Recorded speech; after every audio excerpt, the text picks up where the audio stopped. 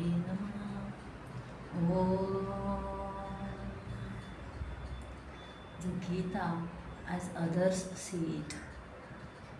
The Gita is the universal mother. She turns away nobody. Her door is wide open to anyone who knocks. A true votary of the Gita does not know what disappointment is. He ever dwells in perennial joy and peace that passeth all understanding. But that peace and joy comes not to the sceptic or to him who is proud of his intellect or learning. He is reserved, it is reserved only for the humble in spirit who brings to her worship a fullness of faith and an undivided singleness of mind. There never was a man who worshipped her in this spirit and went back disappointed. I find a solace in the Bhagavad Gita that I miss even in the Sermon on the Mount. When disappointment stares me in the face and all alone, I see not one ray of light.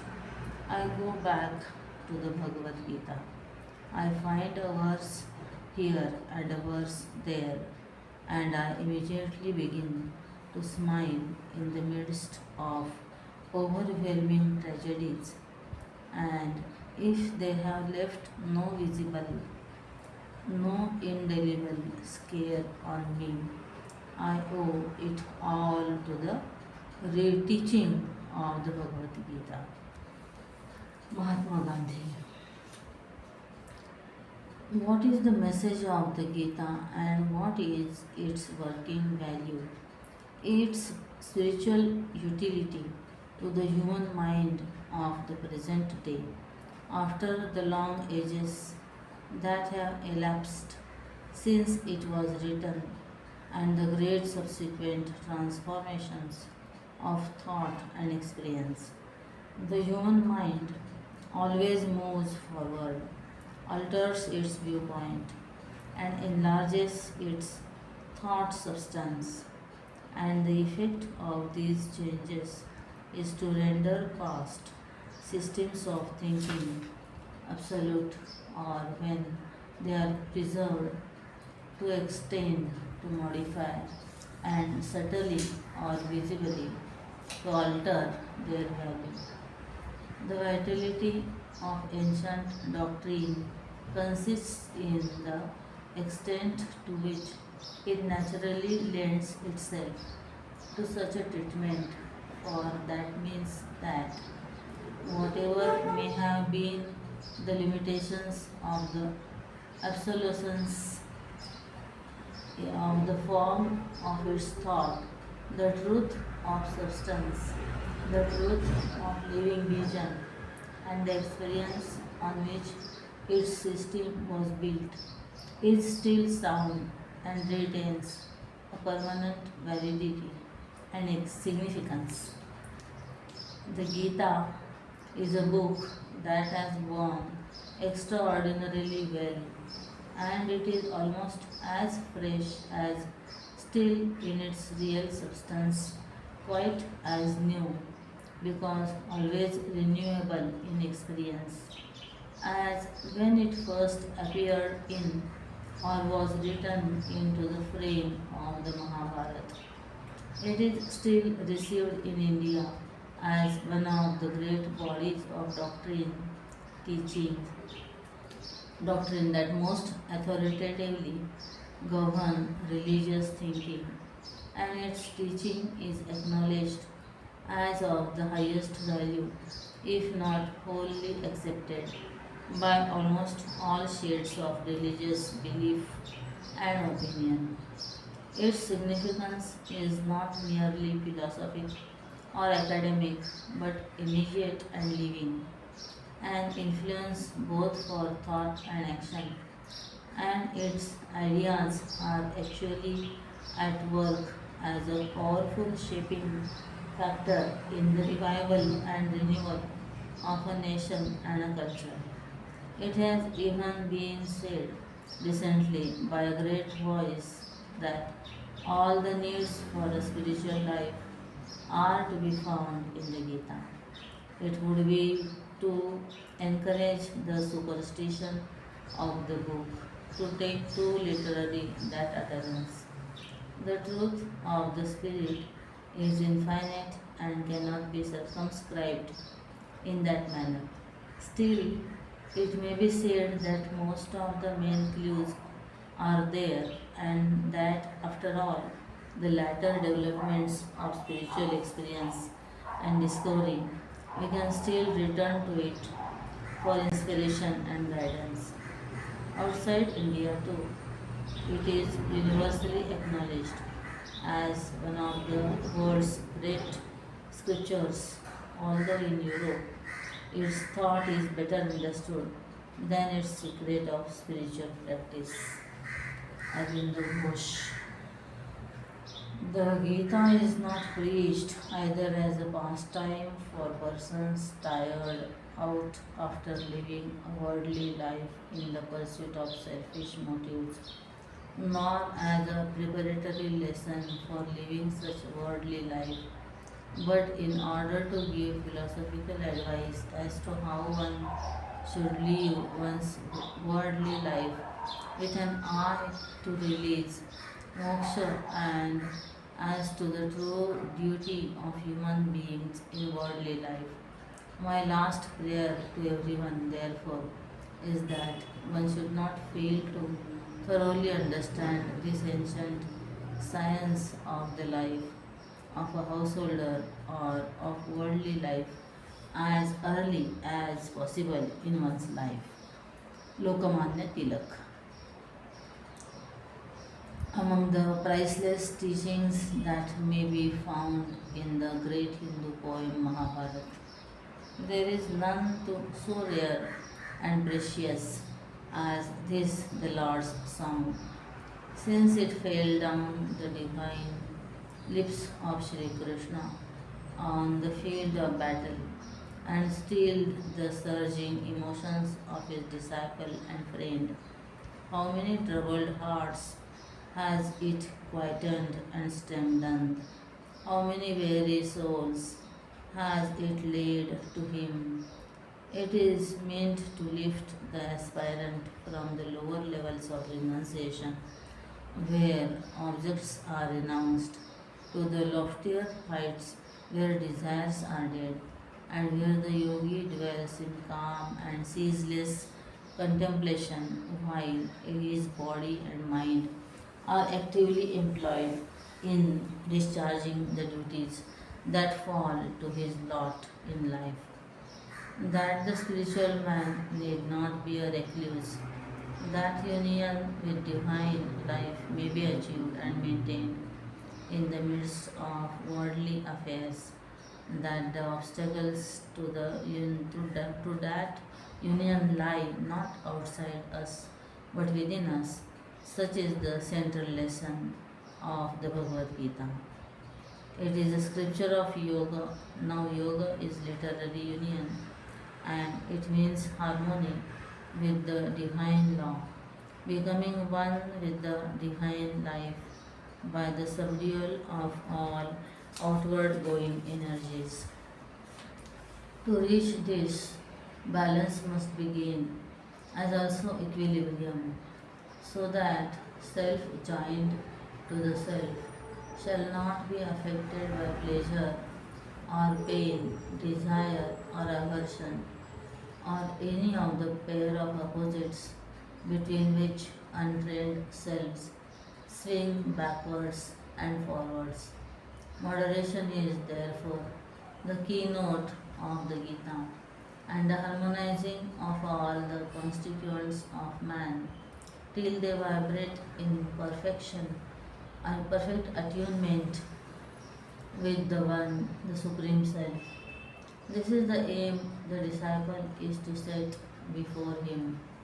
He must learn not to be attracted by the attractive nor repelled by the repellent, but must see both as manifestations of the Lord, so that they may be lessons for his guidance, nor fetters for his bondage.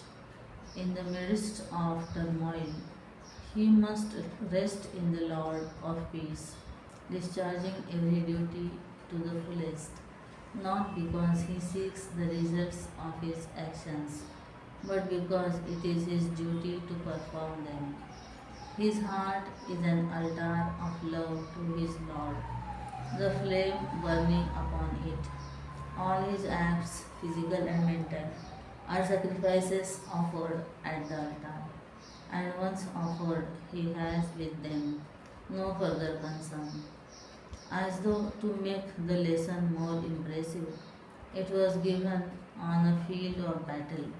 Arjun, the warrior prince, was to vindicate his brother's title, to destroy an usurper who was oppressing the land. It was his duty as prince, as warrior, to fight for the deliverance of his nation and to restore order and peace. To make the contest more bitter, Lord comrades and friends stood on both sides, wringing his heart with personal anguish and making the conflict of duties as well as physical strife. Could he slay those whom he owed love and duty and trample on ties of kindred? To break family ties was a sin. To leave the people in cruel bondage was a sin. Where was the right way? Justice must be done, else law would be disregarded. But how to slay without sin? The answer is the burden of the book. Have no personal interest in the event, carry out the duty imposed by the position in life, realize that Ishvara, at once Lord and law, is the doer working out the mightier evolution that ends in bliss and peace. Be identified with Him by devotion and then perform duty as duty, fighting without passion or desire, without anger or hatred. Thus, activity forges no bonds. Yoga is accomplished and the soul is free. Such is the obvious teaching of this sacred book. But as all the acts of an avatar are symbolical, we may pass from the outer to the inner planes and see in the fight of Kurukshetra the battlefield of the soul, and in the sons of the Drashtra, enemies it meets in its progress. Arjun becomes the type of struggling soul of the disciple, and Sri Krishna is the logos of the soul. Thus, the teaching of the ancient battlefield gives guidance in all later days and trains the aspiring soul in treading the steep and thorny path that leads to peace. To all such souls in the east and the west come these divine lessons, for the path is one, though it has many names, and all souls seek the same goal, though they may not realize their unity. Dr. Annie Besant. The Gita is a bouquet composed of the beautiful flowers of spiritual truths collected from the Upanishads. Swami Vivekananda. I believe that in all the living languages of the world, there is no book so full of true knowledge and yet so handy as the Bhagavad Gita. It brings to men the highest knowledge, the purest love, and the most luminous action. It reaches self control, the threefold austerity, non violence, truth, compassion, obedience to the call of duty for the sake of duty, and putting up a fight against unrighteousness, adharma. To my knowledge, there is no book in the whole range of the world's literature so high above all as the Bhagavad Gita, which is treasure house of dharma, not only for Hindus but for all mankind. Madan Mohan Malaviya. The Gita is one of the clearest and most comprehensive summaries of the perennial philosophy ever to have been done. Hence, its enduring value not only for Indians but for all mankind. The Bhagavad Gita is perhaps the most systematic spiritual statement of the perennial philosophy, Aldous Huxley. The essence of the Bhagavad Gita, direct guidance for your problems.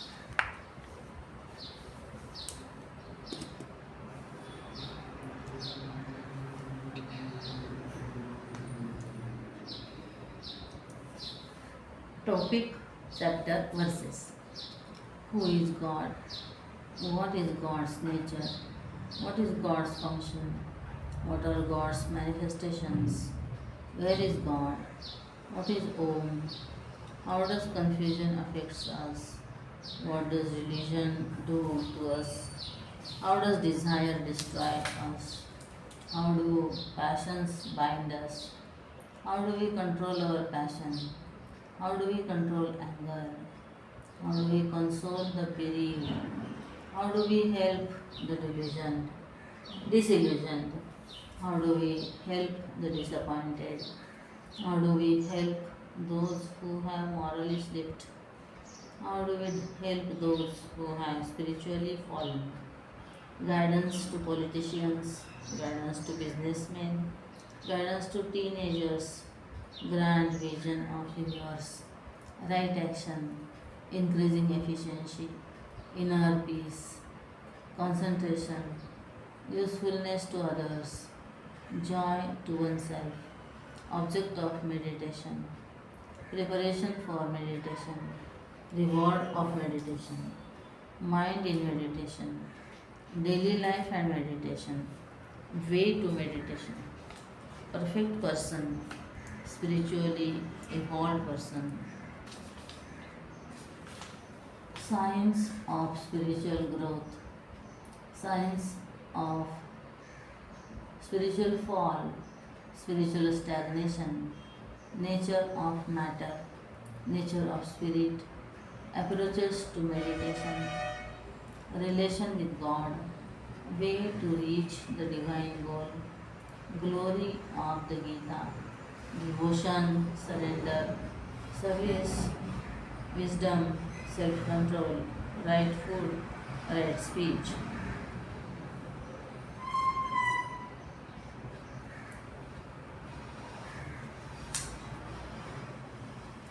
What says the Gita?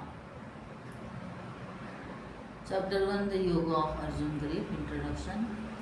The scene at Kurukshetra, Kaurav heroes, the pride of Duryodhan, Krishna and Arjun, the divine charioteer and the royal prince, Krishna's command and Krishna's service, Arjuna grief, Krishna's silence, Krishna's case against war, Arjun's case against war, evils of war, Arjun's justification, consequences of the destruction of moral integrity of families, anxiety state, neurosis of Arjun, Krishna's continued silence.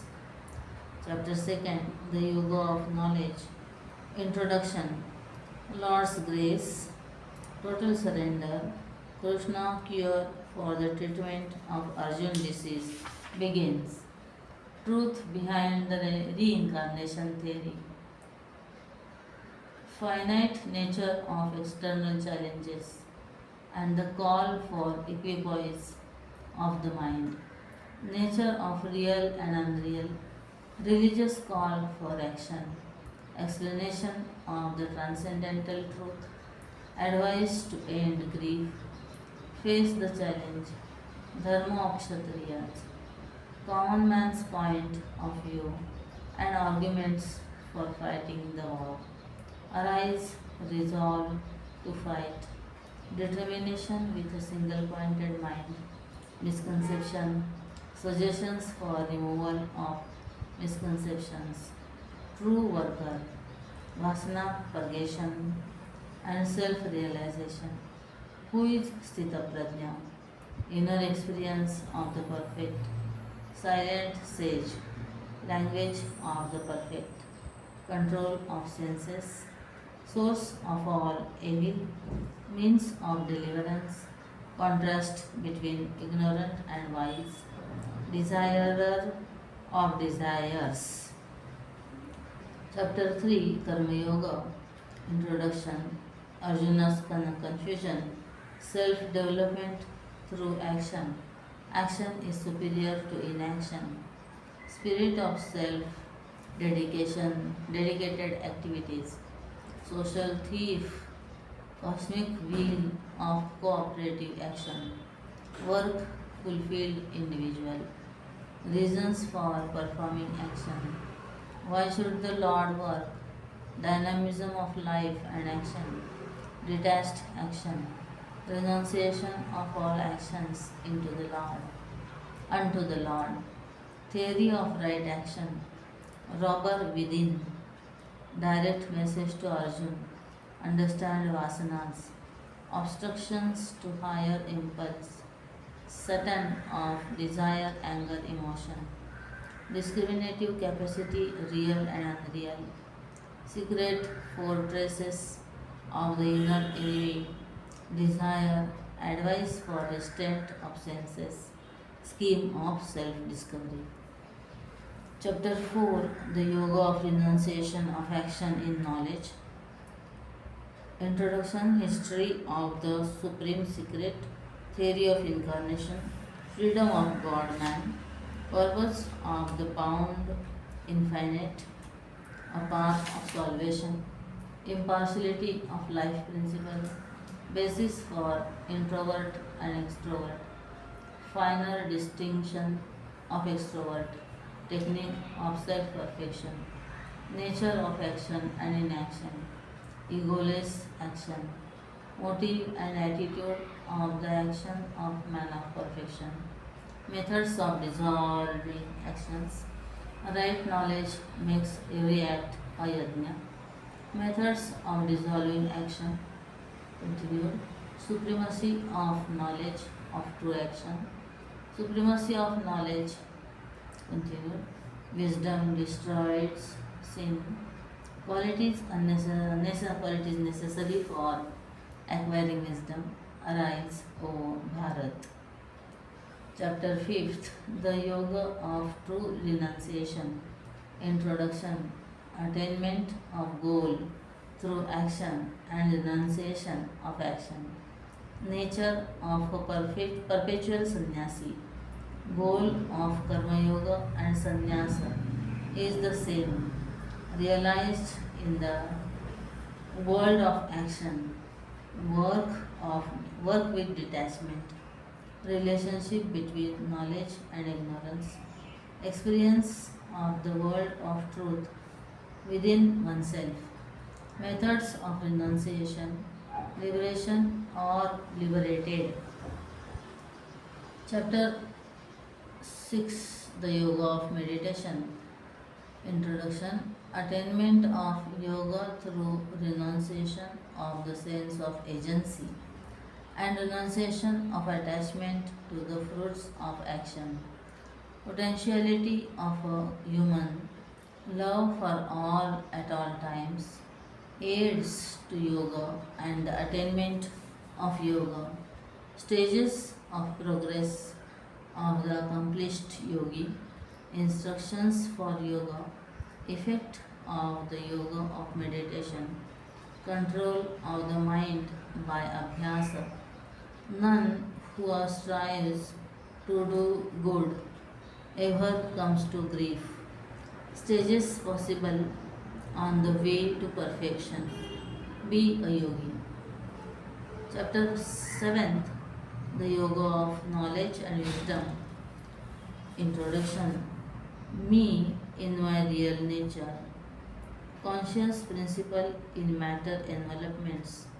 Divine illusion. Gunas. Type of virtuous men. Best of them all, Jnanis. Religion and knowledge. Chapter 8th, The Yoga of Imperishable Brahman. Introduction. Eternal Self alone is real. Nature of identification of individualized ego. As you think, so you become. Qualities of the Purusha self, supreme destination of perfection and the means of achieving it.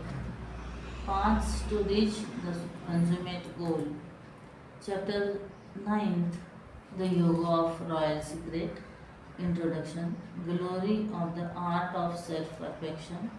Infinite and finite. Infinite and law of karma. Purusha and Prakriti. Ignorance of the supreme state of higher self. Rakshasa culture and culture of the wise. All worships are self-worship.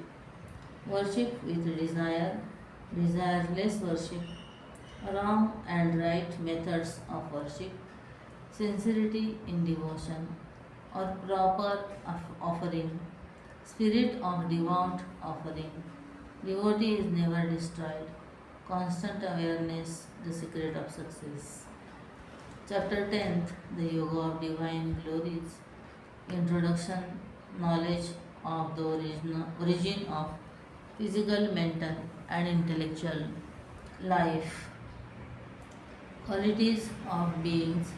Tremorless yoga. Personality treatment for the intuitive fight to deserve Buddhi Yoga and attainment of ultimate goal. Intellectual demand of Arjun for constant awareness of divine presence everywhere. Endless variety of the self's manifestations. Lord's grace. Methods of meditating upon the self while living among the endless varieties of objects and beings. No end to divine glories. Chapter 11th, The Yoga of Cosmic Form. Introduction.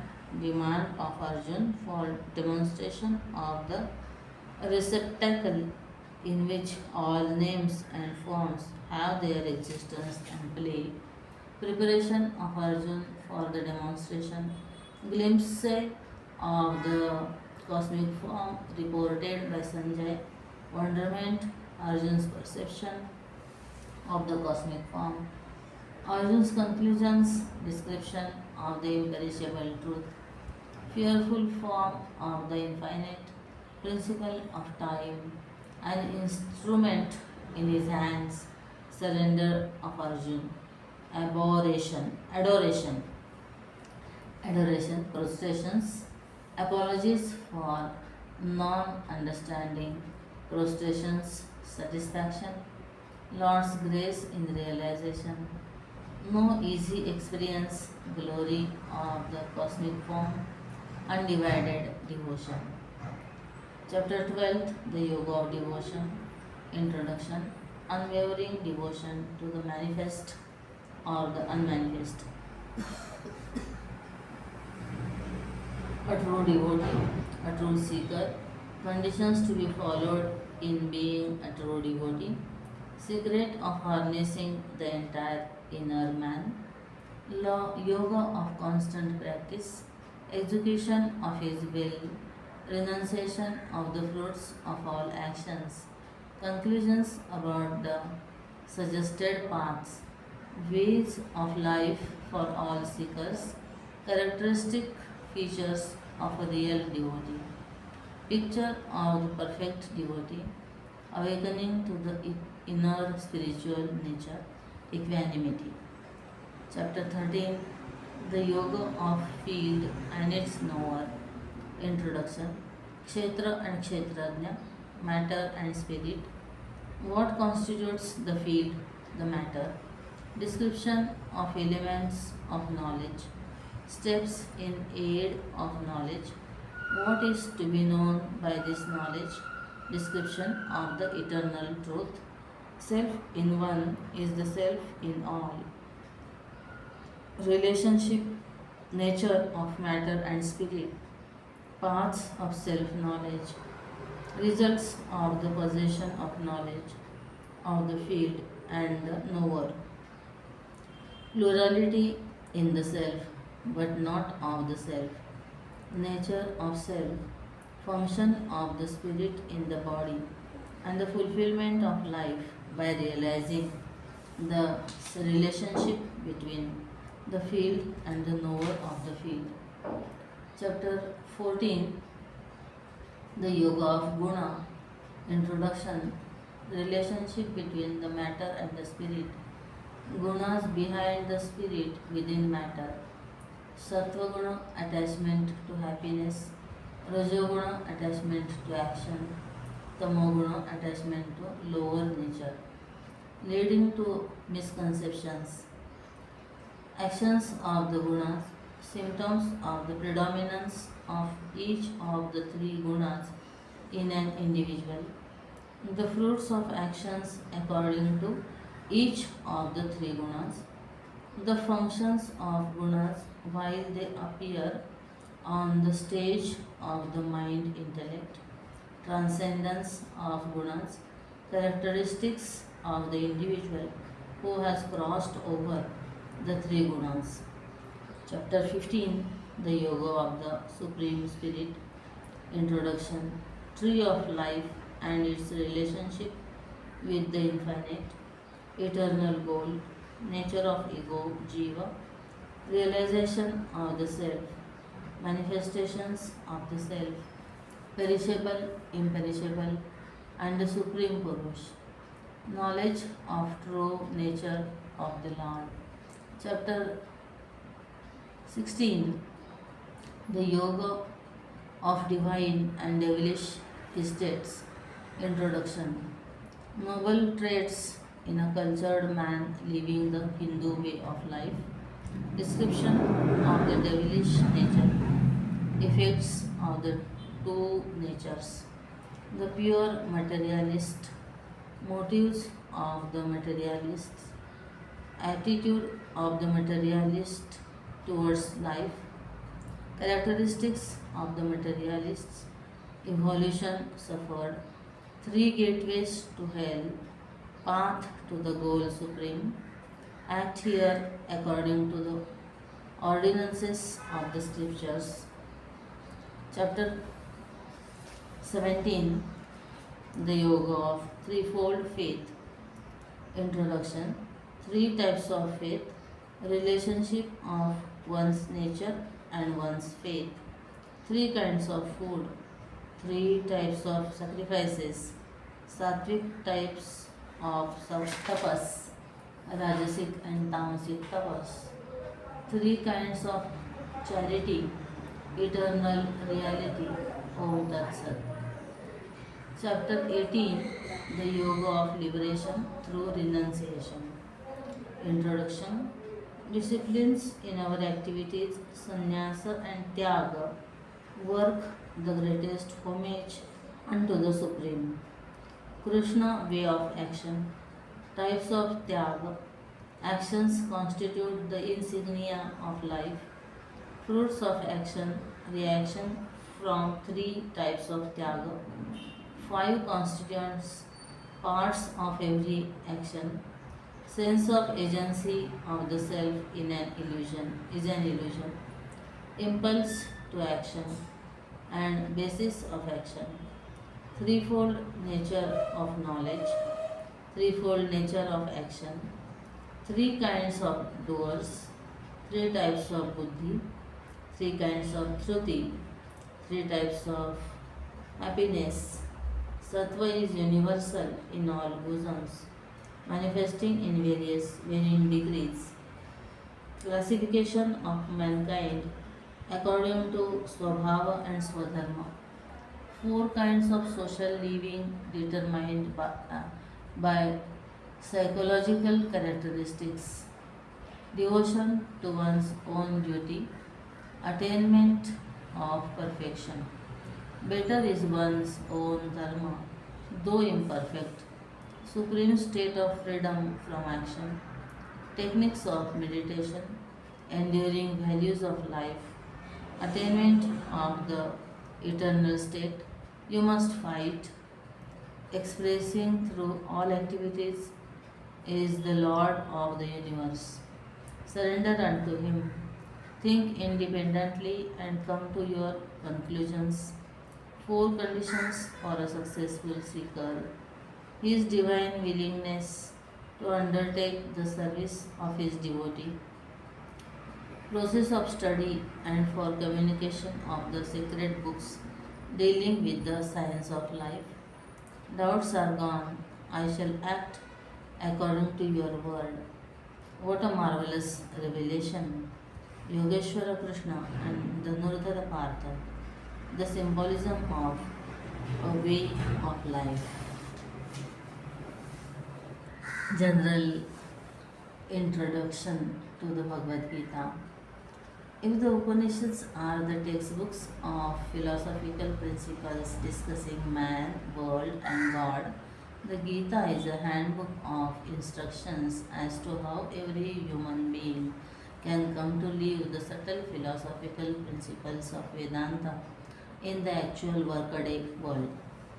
Srimad Bhagavad Gita, the divine song of the Lord, occurs in the Bhishma Parva of the Mahabharata and comprises 18 chapters from the 25th to the 42nd.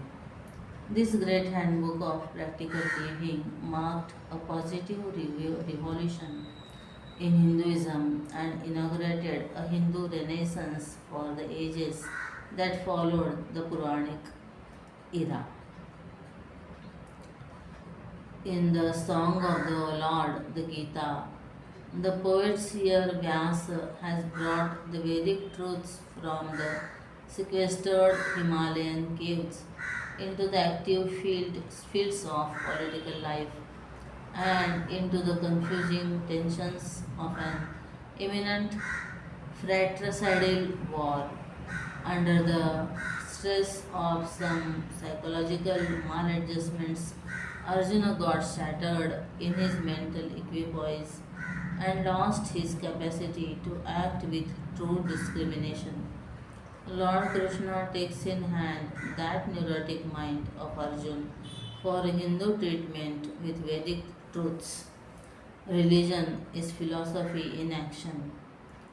From time to time, an ancient philosophy needs intelligent reinterpretation in the context of new times, and men of wisdom, prophets, and seers guide the common man on how to apply effectively the ancient laws in his present life.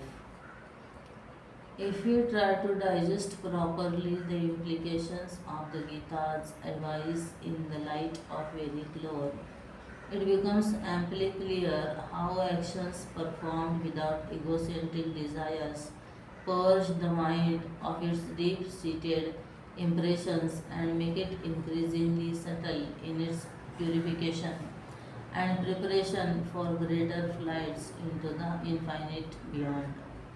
To explain this, we will just try to review a little the conception of the mind and its functions in our day to day life. Mind is man. As the mind, so is the individual. If the mind is disturbed, the individual is disturbed. If the mind is good, the individual is good. This mind, for purposes of our study and understanding, may be considered as constituted of two distinct sides, one facing the world of stimuli that reach it from the objects of the world, and the other facing the within, which reacts to the stimuli received. The outer mind facing the object is called the objective mind. In Sanskrit, we call it the manas, and the inner mind is called the subjective mind.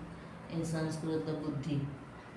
That individual is whole and healthy in whom the objective and subjective aspects of the mind work in unison, and in moments of doubt, the objective mind readily comes under the disciplining influence of the subjective mind. But unfortunately, except for a rare few, the majority of us have minds that are split.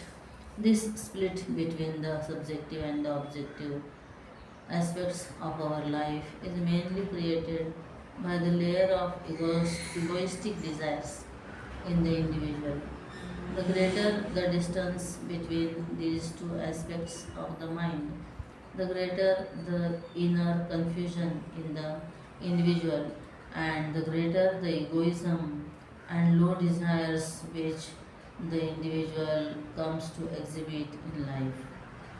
Through the five gateways of knowledge, the organs of perception, all of us experience the world of objects around us at all moments of our waking state. The innumerable stimuli that react with our sense organs receptors create impulses which reach the objective mind, and these impulses filter deep down in the subjective stratum through the intervening layers of individual egocentric desires. These impulses, thus reaching the subjective mind of a person, react with the existing impressions of his own past actions that are carefully stored away in the subjective layer and express themselves in the world outside through the five organs of action effectors. Diagram is given here. Eyes, ears, skin, eyes, tongue, nose, sound, touch, form, taste, smell, objective mind, then desires, egoistic desires, then subjective mind, and then down vocal cord, legs, hands, genital organs, anus, speech, leg movement, hands lifting, reproduction, excretion. This is diagram 1. The diagram A gives diagram A. Diagram A gives figuratively the design of each activity that man performs in the world outside when he consciously comes to react with a given set of stimuli. At each moment, man meets with different patterns of this stimuli and thus constantly gathers new impressions in the subjective mind. Every set of impulses reaching it not only adds to the existing type of impressions already in it, but also gets colored by the quality of these vasanas hoarded within.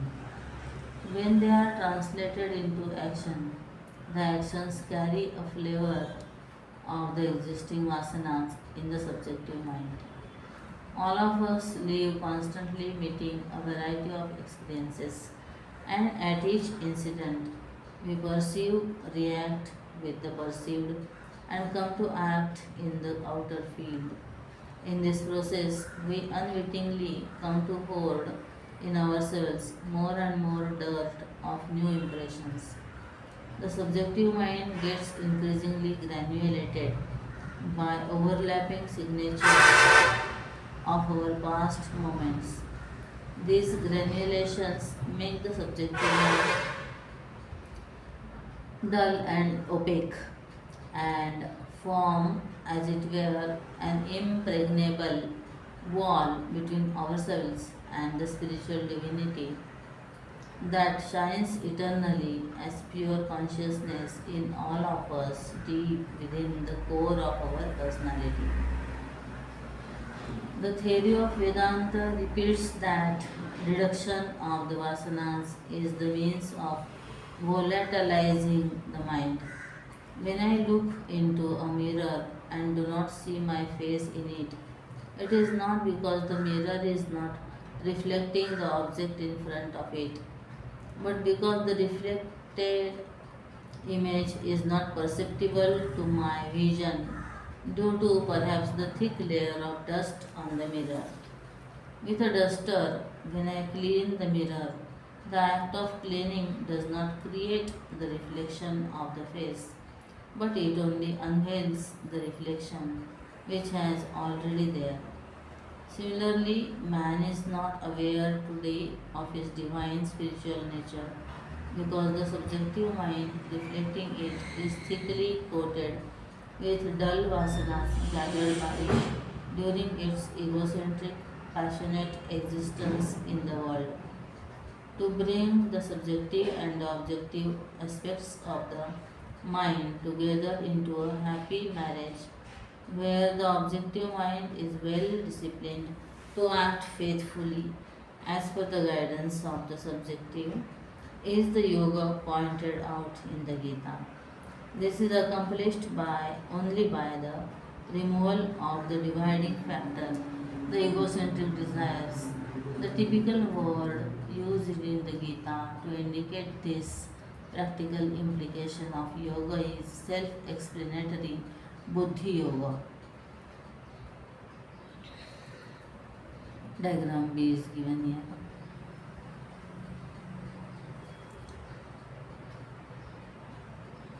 Yogottamastu Kaushalam.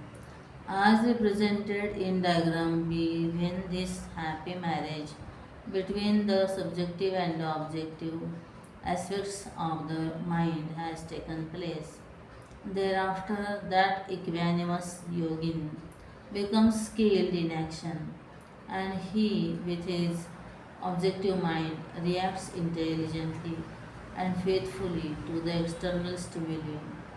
His actions become, as it were, a purgation of the already existing vasanas in his subjective mind. Thus, through intelligent action, an individual can exhaust his existing impressions and ultimately redeem his subjective mind from the granulations that and make it more clear and crystalline. This idea has been emphasized by great commentators like Shankaracharya, who tirelessly repeat that selfless activity performed in a spirit of egoless adoration and reverence to the divine ideal would ultimately result in inner purification. This, according to Shankara, is the most unavoidable prerequisite before the subjective mind can turn inward, seeking to discover the sanctuary of the self, the spiritual reality. Spiritually viewed, the subjective mind is thus a secret weapon in man to be used as an outlet for the existing expressions that have come to be stored up in it. But the tragedy is that an average man, in his ignorance, misuses he, this dangerous weapon and brings about his own annihilation.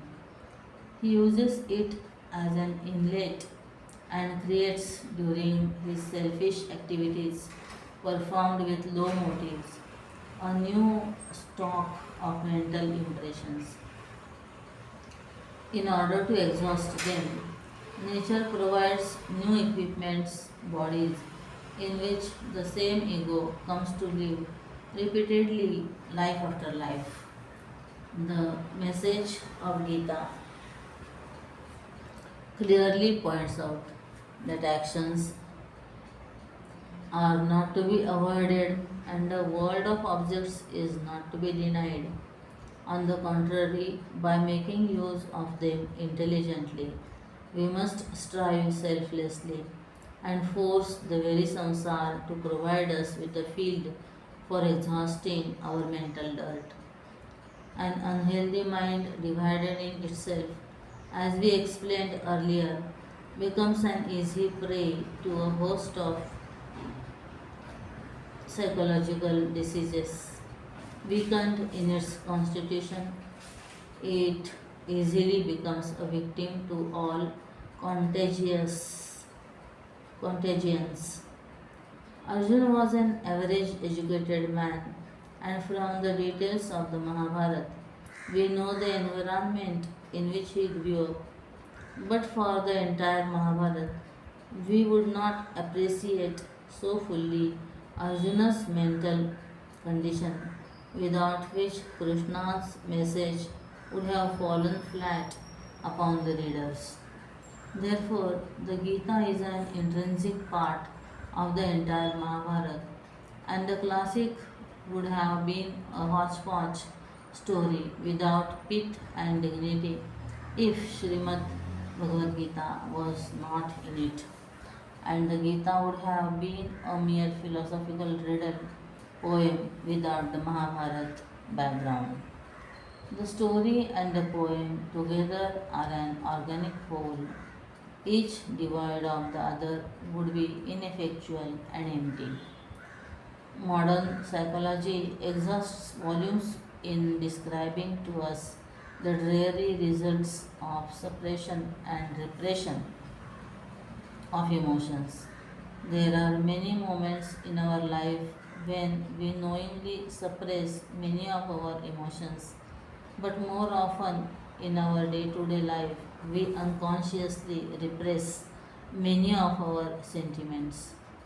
Repressed emotions accumulate a tremendous amount of dynamic energy, which must necessarily seek a field for expression. Unless these energies are properly guided, they would boomerang back to destroy the very individual. Though there are no direct explanations of any repressions of emotion in Arjun, a careful student of the story can easily diagnose that the great hero on the battlefield came under the influence of his repressed conditions and behaved as a victim of perfect neurosis. The causes for his emotional repressions are not far to seek. A great hero, confident of his own strength, was made to live amidst the unjust tyranny of his Machiavellian cousins. At the same time, the great archer could not give vent to his nature because of the righteous policy of peace at all costs of his eldest brother Yudhishthir. These repressed emotions found a healthy field for expression in the severe tapas which he performed during his life in the jungles. During the last year of their lives incognito, the Pandav family had to serve as menials in the palace of the Raja of Virat. The carping injustice and the cruel indignities of the situation caused, no doubt, a lot of repression in Arjuna's mind. But even these found a healthy field of expression in the battle that he had to wage against Duryodhana's forces and came to challenge the Virat, that came to challenge the Virat might. After their long and strenuous trials, when the Pandavas at last reached their native kingdom, their tyrant cousin, with no rhyme or reason, denied them not only their right to half of the kingdom but also all terms of conciliation. The shrewd, blind Dhritarashtra, father of the Kauravas, probably understood the psychological condition of the great warrior Arjun. Hence, all the day, on the day previous to the great war, he sent Sanjaya, his emissary, to Arjun with a secret message. This message, full of mischievous import, sowed the seeds of dangerous ideas in the mind of Arjun, directing his repressed energies into wrong channels, so that he became a hapless neurotic in the face of the great challenge. We shall read in the first chapter the very same arguments and ideas repeated faithfully by Arjun from the message he had received the previous day from his uncle. On that fateful day, when both the armies were getting into formation, Arjun asks the his charioteer, Lord Krishna, to drive the chariot to a point between the two forces so that he may review the enemy lines, larger in number, better equipped, more liberal in supplies, and commanded by well known personalities. The Kaurava formation, expanding itself like an eagle, stood poised to swoop down upon the smaller army of the Pandavas. This was a sight severely challenging the mental stamina of the Pandava hero.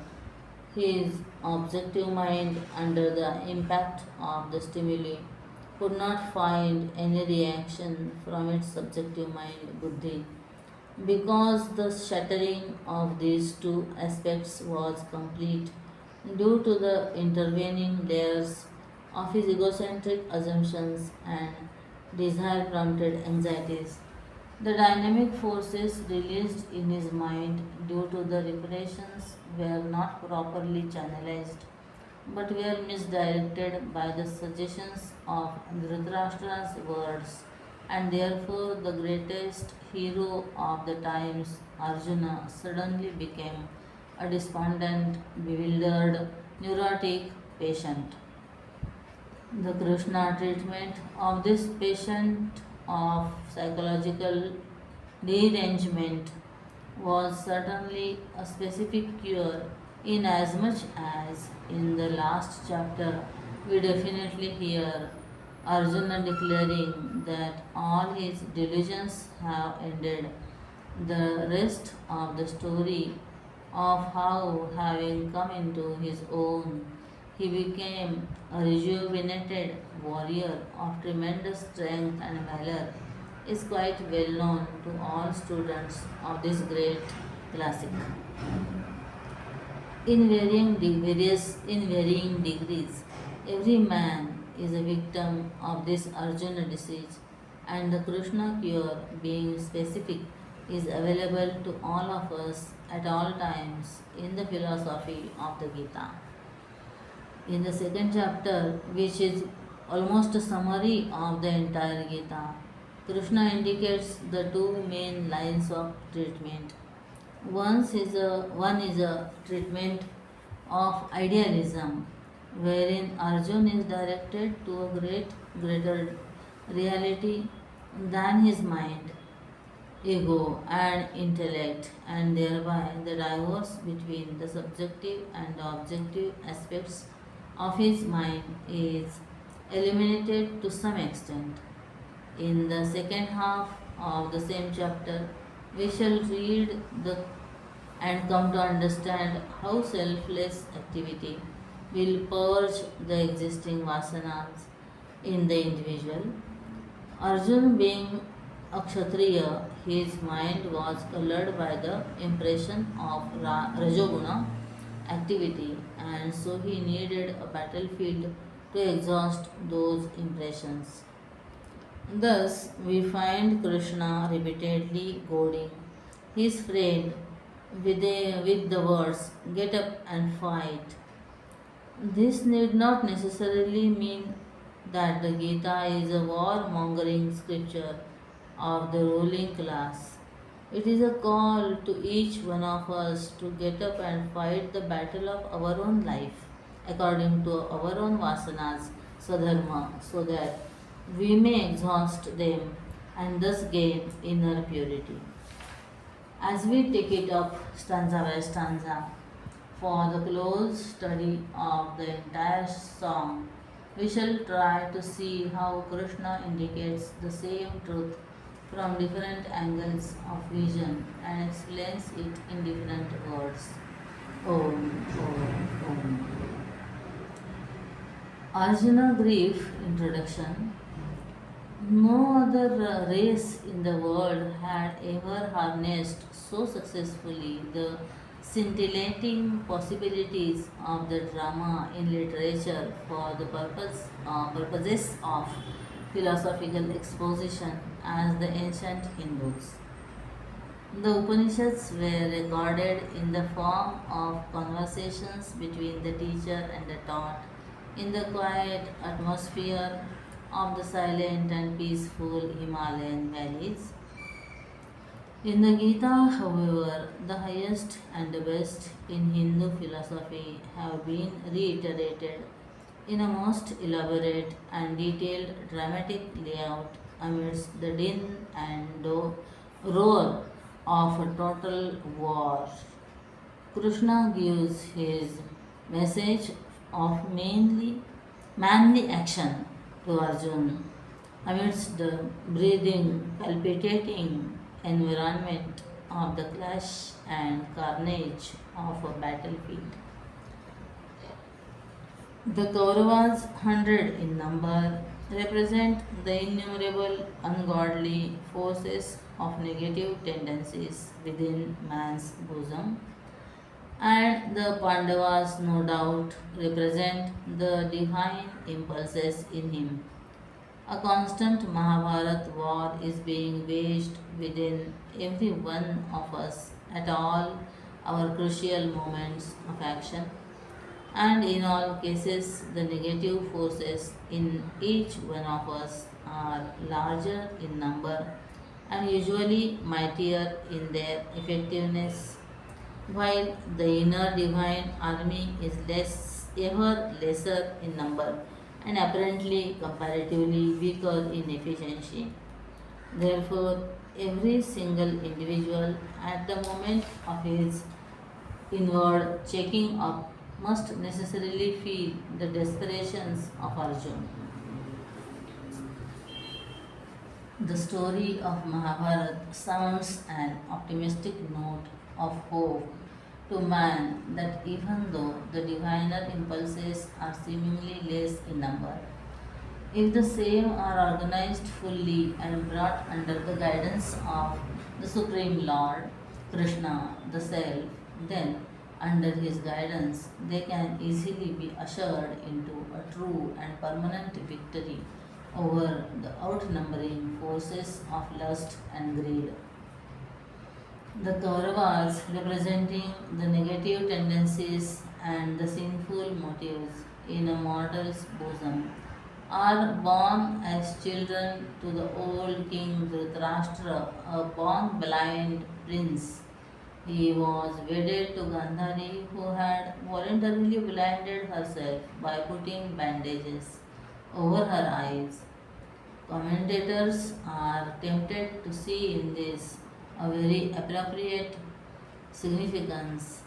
Mind is born blind to truth, and when it is wedded to an intellect which has also assumed blindness, the negative instincts yoked with low motives can only beget 100 criminalities and sins. When, upon the spiritual field of self development within Dharmakshetra, the lower instincts and the higher ideals array themselves ready to fight, a true seeker, the captain of the latter, under the guidance of his divine discriminative intellect, takes himself to a point on no man's land between the two forces for the purpose of reviewing the enemy lines without identifying himself with either the good or the evil in him. At that moment of his introspective meditations, the egoistic entity comes to feel a morbid desperation and feels generally incapacitated to undertake the great spiritual adventure of fighting his inner war with any hope of victory. This peculiar mental condition of a seeker is beautifully represented in the vivid picture of Arjuna's dejection in the opening chapter. In Sanskrit works, it is a recognized tradition that the opening stanza should generally indicate the whole theme of the text. The bulk of the book then discusses at length the different views and gives all possible arguments until, in its concluding portion, the last stanza generally summarizes the final conclusions of the Shastra on the theme indicated in the opening section of the book. In this way, when we consider the Gita, we find that the divine song starts with the word dharma and concludes with the term mine, mama, and therefore the contents of the Gita, we may conclude, are nothing but my dharma, mama dharma.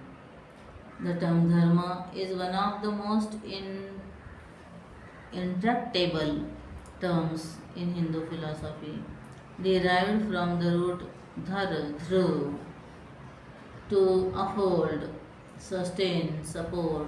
The term dharma denotes that which holds together the different aspects and qualities of an object into a whole.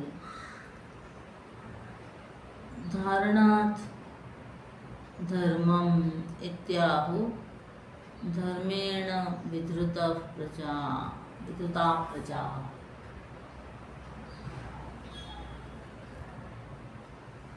Ordinarily, the term dharma has been translated as religious code, as righteousness, as a system of morality, as duty, as charity, etc. But the original Sanskrit term has a special connotation of its own which is not captured by any one of these renderings. The best rendering of this term dharma that I have met with so far is the law of being, meaning that which makes a thing or being what it is. For example, it is the dharma of the fire to burn, of the sun to shine, etc. Dharma means, therefore, not merely righteousness or goodness, but it indicates the essential nature of everything, without which it cannot retain its independent existence. For example, a cold, dark sun is impossible, as heat and light are the dharma of the sun.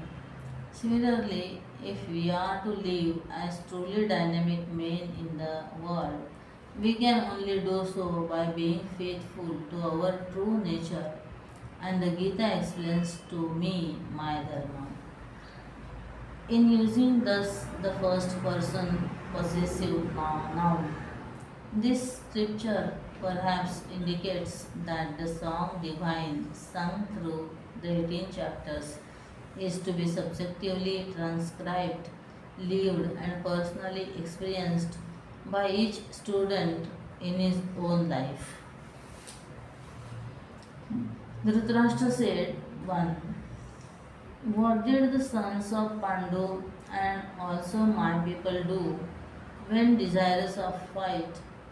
They assembled together on the holy plain of Kurukshetra, O Sanjay. Dhritarashtra उवाच धर्मक्षेत्रे कुरुक्षेत्रे समवेतायुयोत्सवः मामकाः पाण्डवाश्चैव किमकुर्वत Sanjaya. In the entire Gita, this is the only verse which the blind old king Dhritarashtra gives out.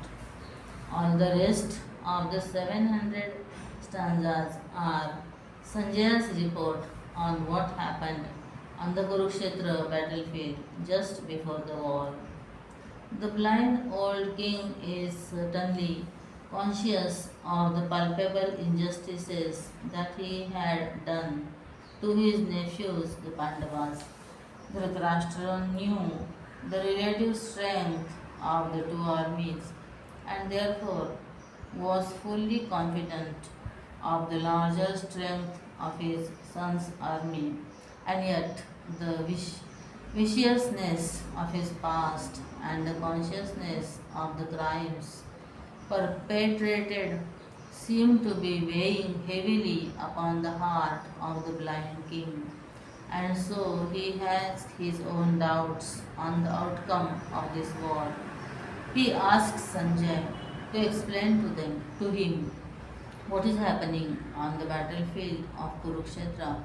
Vyasa had given Sanjay the powers to see and listen to the happenings in far off Kurukshetra, even while he was sitting beside Dhritarashtra in the palace at Hastinapur. Sanjay said, having seen the army of the Pandavas drawn up in battle array, King Duryodhana then approached his teacher Drona and spoke these words. Sanjay उवाच दृष्ट्वा तु पाण्डवानेकं व्यूढं दुर्योधनस्तदा आचार्यमुपसंगम्य राजा वचनम् अब्रवीत्. From this stanza onwards, we have the report of Sanjaya upon what he saw and heard on the war front at Kurukshetra. When Duryodhana saw the Pandava forces arrayed for battle, though they were less in number than his own forces, yet the tyrant felt his self-confidence draining away. As a child would run to its parents in fright, so too Dhritarashtra, unsettled in his mind, runs to his teacher. Now Duryodhana, when Duryodhana saw, and Duryodhana, unsettled in his mind, runs to his teacher Dronacharya. When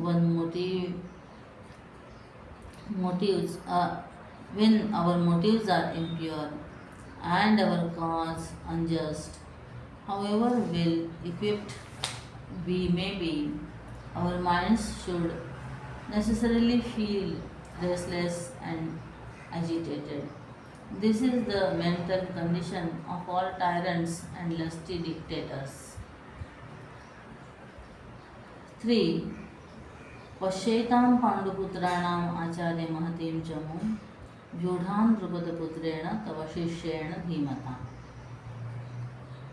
अत्र शूरा महेश्वासा भीमार्जुनसमायुधि युयुधानो विराटश्च द्रुपदश्च महारथः धृष्टकेतुश्चेकितानः काशीराजश्च वीर्यवान् Purujit कुन्तिभोजश्च शैब्यश्च नरपुङ्गवः.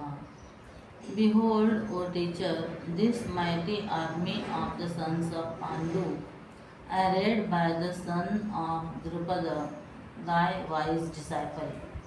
It is indeed stupid of Duryodhana to point out to Drona the army formation of the Pandavas. Later on also we shall find Duryodhana talking too much, and that is the perfect symptom indicating the inward fears of the great king over the final outcome of the unjust war. Here are heroes, mighty archers, equal in battle to Bhima and Arjun, Yuyudhana, Virata, and Drupada, each commanding 11,000 archers. Drishtaketu, Chekitana, and the valiant king of Kashi, Urujit, and Kuntibhoja, and Shaipya, the best of men. युधामन्युश्च Vikrant उत्तमौजाश्च वीर्यवान् सौभद्रो द्रौपदेयाश्च सर्वैव महारथाः. The strong Yudhamanyu and the brave Uttamauja, the son of Subhadra and the sons of Draupadi, all of them divisional commanders. In these three stanzas, we have a list of names of all those who were noted personalities in the Pandava army. Duryodhana, reviewing his enemies standing in formation, recognizes very many noted men of war functioning as Maharathas in the Pandava forces. A Maharathi was in charge of a group of 11,000 archers, which formed a division in the ancient Hindu army. Arjuna and Bhima were accepted men of war, noted for archery and strength. These enumerated heroes were, says Duryodhan, each as great as Arjun and Bhima. The implication being that though the Pandava forces were less in number, their total effectiveness was much greater than than that of the larger and better equipped army of the Kauravas. 7. अस्माकं तु विशिष्टाये तान् निबोध द्विजोत्तम नायका मम सैन्यस्य संज्ञार्थं तान् प्रवीमिते. Know also, O best among the twice born, the names of those who are the most distinguished amongst ourselves, the leaders of my army. These I name to thee for thy information. Addressing his master as the best among the twice born, Duryodhan now repeats the names of the distinguished heroes in his own army. A weak man, to escape from his own mental fears, will whistle to himself in the dark. The guilty conscience of the tyrant king had undermined all his mental strength. The more he realized the combined strength of the great personalities arrayed in the opposite enemy camp, the more abjectly nervous he felt, in spite of the fact that his own army was also manned by highly competent heroes. In order to revive himself, he wanted to hear words of encouragement from his teachers and elders.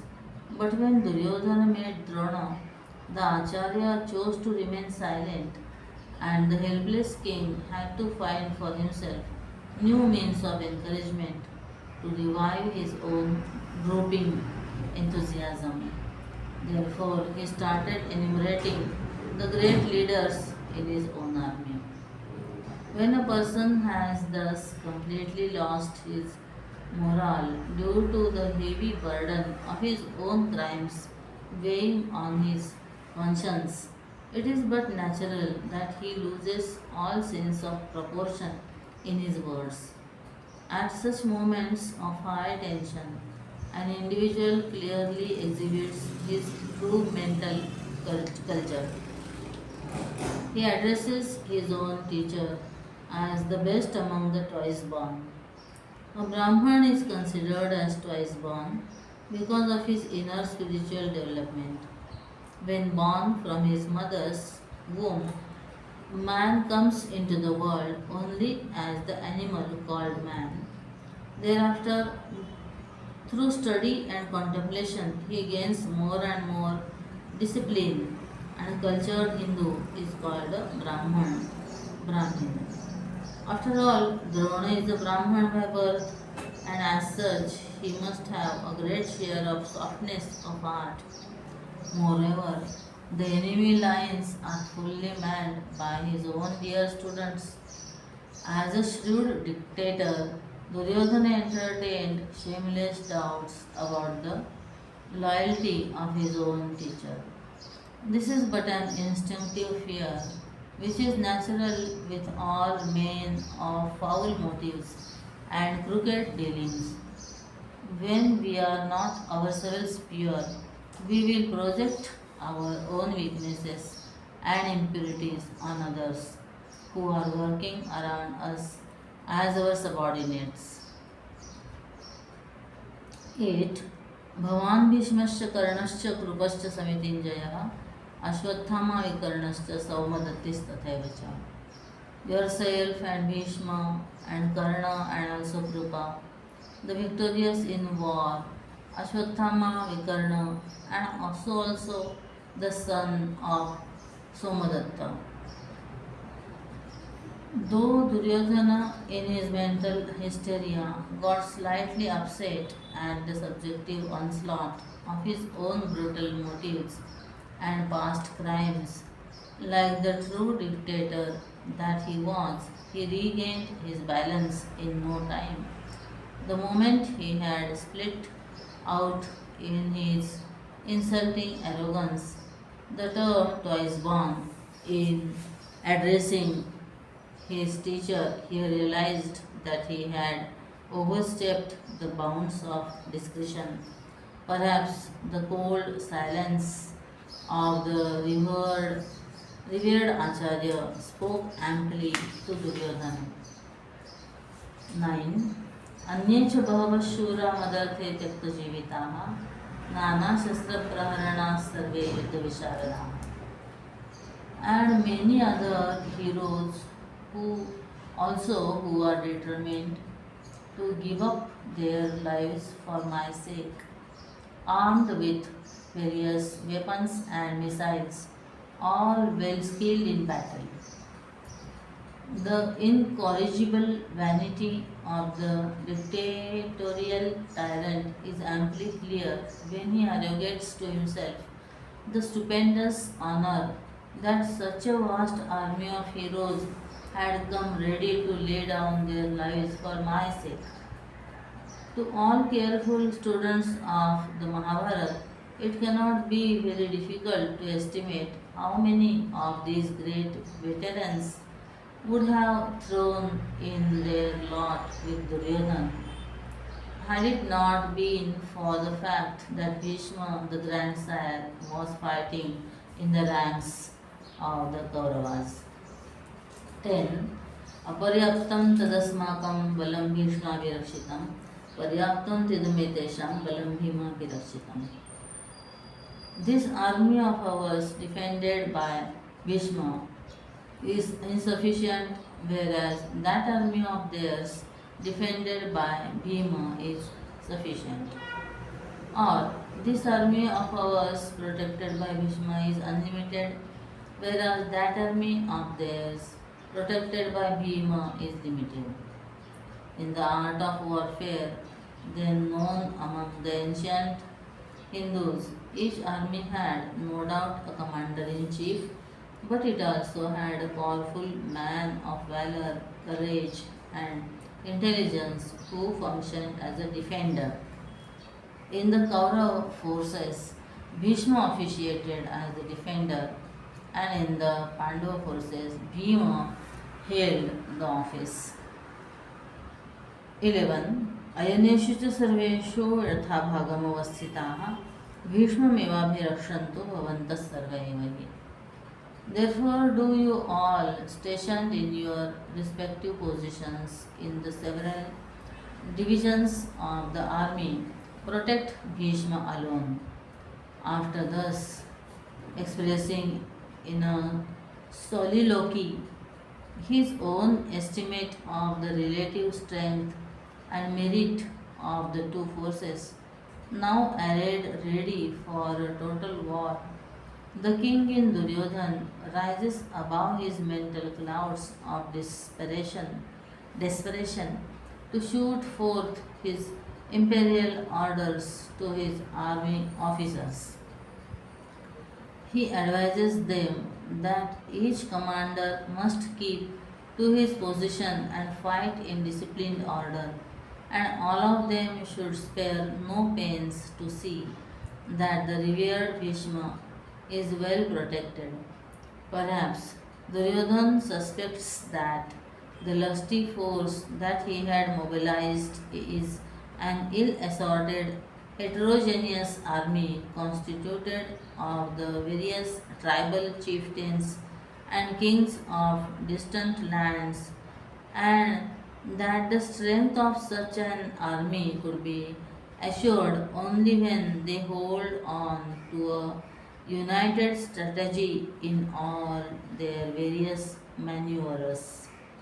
Synchronization of the different operations is the very backbone of an army's success, and in order to bring this about as a true strategist, Duryodhan is instructing his various commanders working in different wings to work out the single policy of protecting Bhishma.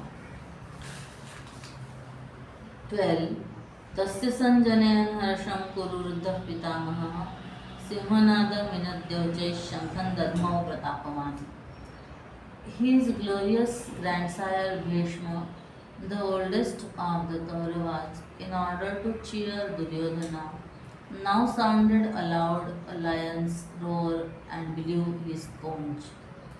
All the while that Duryodhana was busy making a fool of himself and in his excitement putting all the great officers of his army into an uncomfortable mood of desperate unhappiness, Bhishma was standing not too far away, observing the pitiable confusions of the tyrant. The revered grandsire noticed intelligently in Dronacharya's silence the outraged temper of a man of knowledge and action. He realized that the situation could be saved only if all those assembled were jerked out of their mental preoccupations. The more they were let alone with their revolting thoughts against Duryodhana, the more they would become ineffectual for the imminent battle. Understanding this psychology of the officers under his command, the great marshal Bhishma took up his war bugle conch and blew it, sending forth roaring waves of confidence into the hearts of the people manning the array. This action of Bhishma, though performed by him out of pity for Duryodhana's mental condition, amounted to an act of aggression almost corresponding to the first bullet shot in modern warfare. With this lion roar, the Mahabharat war was actually started, and for all historical purposes, the Kauravas had thereby become the aggressors. 13. ततश्शङ्खाश्चभिर्यश्च प्रणमानकगोमुखाः सहसैवाभ्यान्यन्तः सशब्दस्तुमुलोऽभवत्. Then, following Bhishma, conches and kettle drums, tabors and drums and cowhorns blared forth quite suddenly, and the sound was tremendous.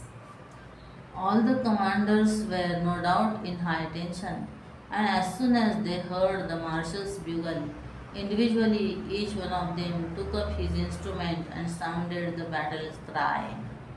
Thus, conches and kettle drums, tabors and trumpets, bugles and cowhorns all burst forth into a challenging war call, which Sanjay half-heartedly described as tremendous. Later on, we shall find that when this challenge was replied to by the Pandavas, the sound was described by Sanjay as terrific, resounding throughout heaven and earth, and rending the hearts of the Kauravas. Here is another instance to prove that Sanjay was evidently a moral objector to the war aim of Duryodhana. Therefore, we have in him a most sympathetic reporter of the message of the Lord at the battlefront as given out in his song divine. ततः श्वेतैर्हयर्युक्ते महति स्यन्दने स्थितौ माधवः पाण्डवश्चैव दिव्यो शङ्खौ प्रदध्मतुः. Then also Madhav and the son of Pandu seated in their magnificent chariot, yoked with white horses, blew their divine conches.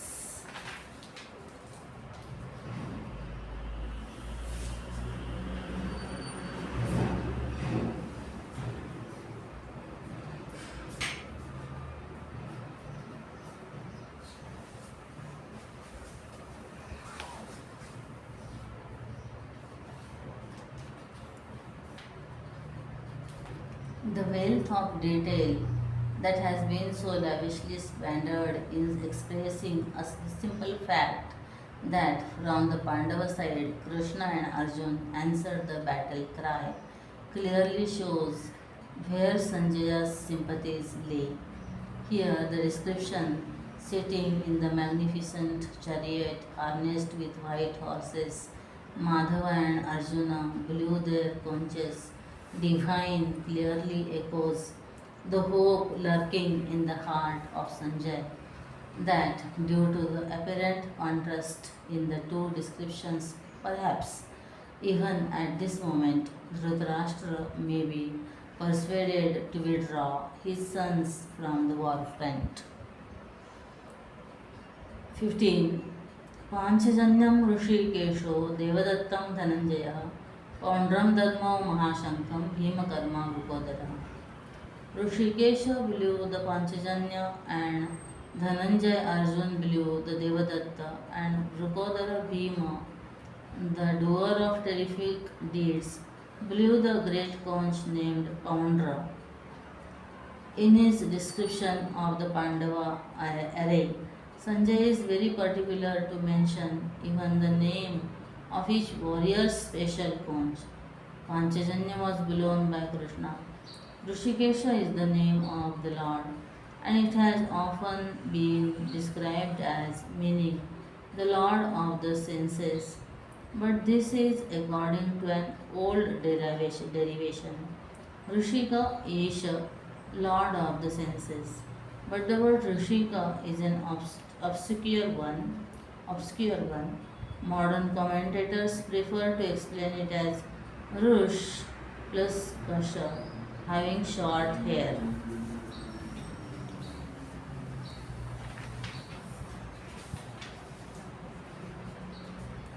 16. अनन्तविजयं राजा कुन्तीपुत्रो युधिष्ठिरः नकुलसहदेवश्च सुघोषमणिपुष्पकौ काश्यश्च परमेश्वासशिखण्डी च महारथः धृष्टद्युम्नो विराटश्च सात्यकिश्च पराजितः द्रुपदो द्रौपदेयाश्च सर्वशः पृथिवीपते सौभद्रश्च महाबाहु शङ्खान् दद्मो पृथक् पृथक्. King Yudhishthir, the son of Kunti, blew the Anantavijaya. Nakula and Sahadeva blew the Sughosha and Manipushpaka. The king of Kashi, an excellent archer, Shikhandi, the mighty commander of 11,000 archers, Drishtadyumna and Virata and Satyaki, the unconquered, Drupada and the sons of Draupadi, O Lord of the earth, and the son of Subhadra, the mighty armed, blew their respective conches. In the above verses, we have the enumeration of the great Maharathas, battalion commanders, who with enthusiasm loudly blew their conches again and again in an ascending cadence.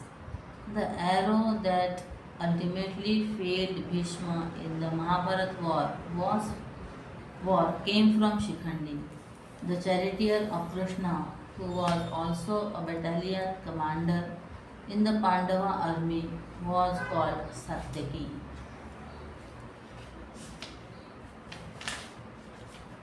The report is being addressed to Dhritarashtra, and it is indicated by Sanjay's words, O Lord of the earth. 19. Saghosho Dhartarashtraणां हृदयानि व्यदारयत् नभश्च पृथिवीं चैव tumulo venunadayan. That tumultuous sound rent the hearts of the people, Dhritarashtra's party, and made both heaven and earth reverberate. From the 14th stanza onwards, Sanjaya gives us in all detail an exhaustive description of the Pandava forces, and he spares no pains to bring into the mind of Dhritarashtra a vivid understanding of the superiority of the Pandava forces. Perhaps the minister hopes that his blind king will realize the disastrous end and at least now will send forth a command to stop the fratricidal war. 20 and 21 अथ व्यवस्थितान् दृष्ट्वा धार्तराष्ट्रान् कपिध्वजः प्रवृत्ते शस्त्रसम्पाते धनुरुद्यम्य पाण्डवः ऋषिकेशं तदा वाक्यम् इदमाह महीपते. Then, seeing the people of Dhritarashtra's party standing arrayed and the discharging of weapons about to begin, Arjuna, the son of Pandu, whose ensign was a monkey, took up his bow and said these words to Krishna Rishikesha, O Lord of the earth. In these one and a half verses, we have description of the arrival of the hero of the Mahabharata war, Arjuna, on the battlefield. The exact time and nature of his entry are noted here. The shooting has not yet started, but it was imminent. It was the most tense moment. The crisis had risen to its highest pitch. It was at this moment that Arjuna, whose ensign was that of Hanuman, said the following words to the Lord Krishna. In those ancient days of chivalrous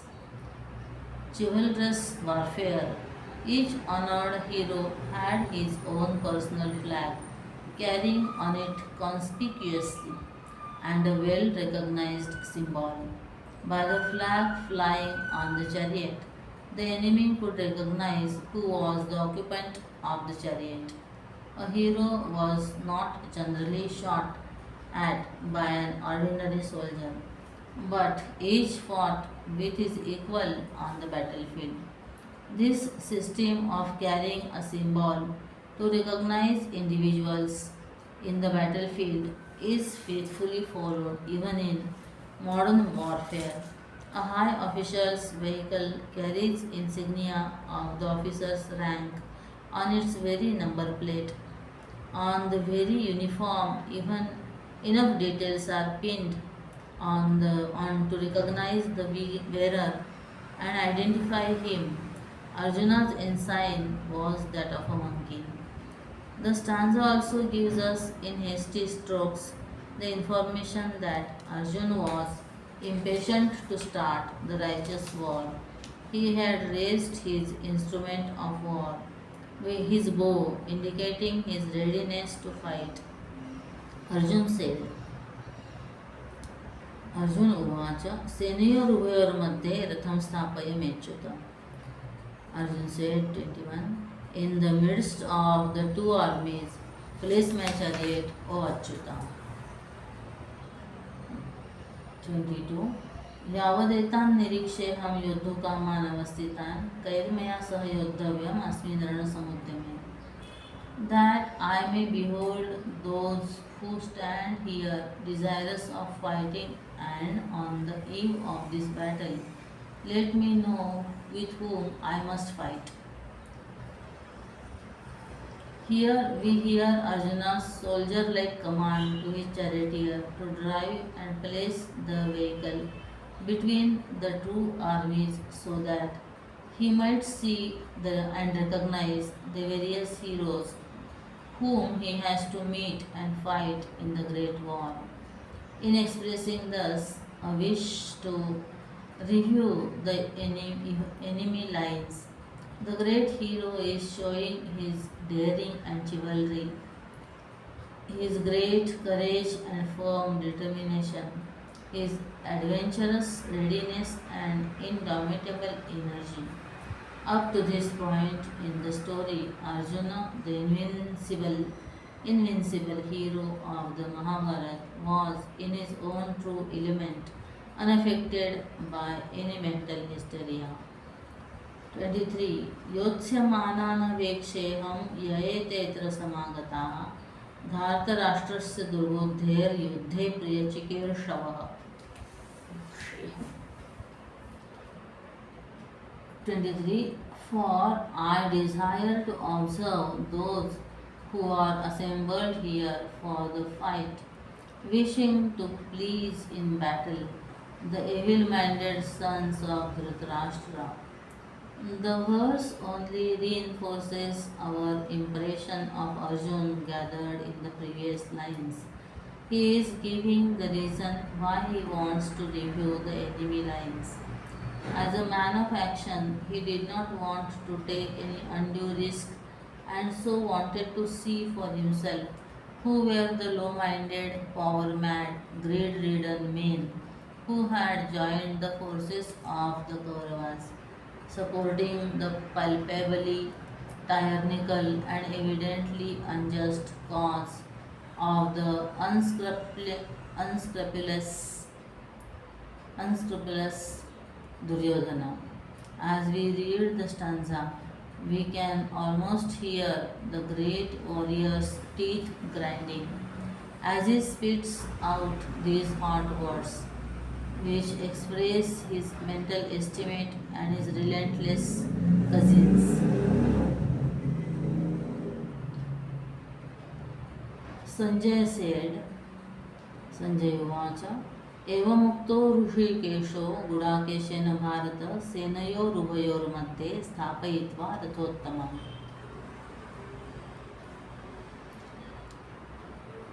24. Thus addressed by Gudakesha, O Bharata, Rishikesha, having stationed the best of chariots between the two armies. 25. भीष्मद्रोणप्रमुखतः सर्वेषां च महीक्षिताम् उवाच पार्थ पश्येतान् समवेतान् कुरुन् इति. In front of Bhishma and Drona and all the rulers of the earth, he said, O Partha, behold, these Kurus gathered together. At a point facing Bhishma, Drona and all the rulers of the earth, the divine charioteer pulled up the reins and brought the royal chariot to a halt. As a dutiful driver, Krishna says to Arjun, behold, O Partha, all the Kauravas gathered together. These are the only words that Krishna has spoken in the entire first chapter, and these represent the sparks that set fire to and brought down the egoistic edifice of false valuations which the great hero had built for himself as a splendid dwelling place for his personality. However, we shall find how Arjuna reacted to this great challenge and ultimately got his entire being wrecked and shattered. Partha means son of Prutha. It is a name of Arjun. Prutha was another name of Kunti. The Sanskrit term Partha also carries a flavor of the term Parthiva means clay made, earth formed. The suggestive implication of this term is very striking in as much as it connotes that the Gita is the song of truth sung by the immortal to the mortal Arjun, man's all-time representative. 26. तत्रापश्यत् स्थितान् पार्थः पितॄनथ पितामहान् आचार्यान् मातुलान् भ्रातॄन् पुत्रान् पौत्रान् सखींस्तथा. Then Partha saw stationed there in both the armies fathers, grandfathers, teachers, maternal uncles, brothers, sons, grandsons, and friends too. श्वशुरान् सुहृदश्चैव सेनयोरुभयोरपि तान् समीक्ष्य स कौन्तेय सर्वान् बन्धून् अवस्थितान्. He saw fathers-in-law and friends also in both the armies. Then the son of Kunti, seeing all these kinsmen thus standing arrayed, spoke thus sorrowfully, filled with deep pity. Thus shown by Shri Krishna, Arjuna recognized in his enemy lines all his kith and kin, near and dear family members, brothers and cousins, teachers and grandsires, and almost all his acquaintances and friends. He recognized such intimate relations not only in the enemy lines but even in his own army. This sight perhaps brought to his mind for the first time the full realization of the tragedies of a fratricidal war. As a warrior and a man of action, he did not, perhaps until then, fully realize the extent of sacrifice that society would be called upon to make in order that his ambition might be fulfilled and Duryodhana's cruelties avenged. Whatever might have been the cause, the sight brought into his mind a flood of pity and compassion. Evidently, this was not an honest emotion. Had it been honest, had his pity and compassion been Buddha like, natural and intrinsic, he would have, even long before the war, behaved quite differently. This emotion, which now Sanjay glorified as pity in Arjun, is a misnomer. In the human heart, there is always a great tendency to glorify one's own weaknesses with some convenient angelic name and divine pose. Thus, a rich man's vanity is misnamed as charity when he builds a temple in his own name with the secret aim of immortalizing himself. Here also we find that the feeling of desperation that came in Arjuna's mind due to the complete shattering of his mental equilibrium has been misnamed and glorified as pity. Arjuna had a long life of mental repressions, which had created an infinite amount of dynamic energies seeking a field for expression. His mind got split up because of his egoistic evaluation of himself as the greatest hero of his time and because of his anxious desire for a victorious end of the war. The preoccupation of his mind, dreaming intensively about the ultimate end of the war, brought about a complete divorce between the subjective and the objective aspects of his mind. Later on in this chapter, we shall discover the various symptoms of this neurotic condition in his and his hysterical blabbering, which are typical of such a mental patient. The endeavor in chapter 1 of the Gita is to give the complete case history of a patient suffering from the typical Arjuna disease. The Bhagavad Gita gives, as I said earlier, an extremely efficient Krishna cure for the soul killing Arjun disease. Arjun said, कृपया पर्याविष्टो विषेदन्निदमब्रवीत् अर्जुन उवाच दृष्ट्वेमं स्वजनं कृष्णयुयुत्सुं समुपस्थितं सीदन्ति मम गात्राणि मुखं च परिशुष्यति वेपथुश्च शरीरे मे रोमहर्षश्च जायते. Seeing these my kinsmen, O Krishna, arrayed, eager to fight, my limbs fail and my mouth is parched. My body quivers and my hairs stand on end. In these two stanzas, there is an exhaustive enumeration of the symptoms that a patient could then recognize in his own physical body as a result of his mental confusions.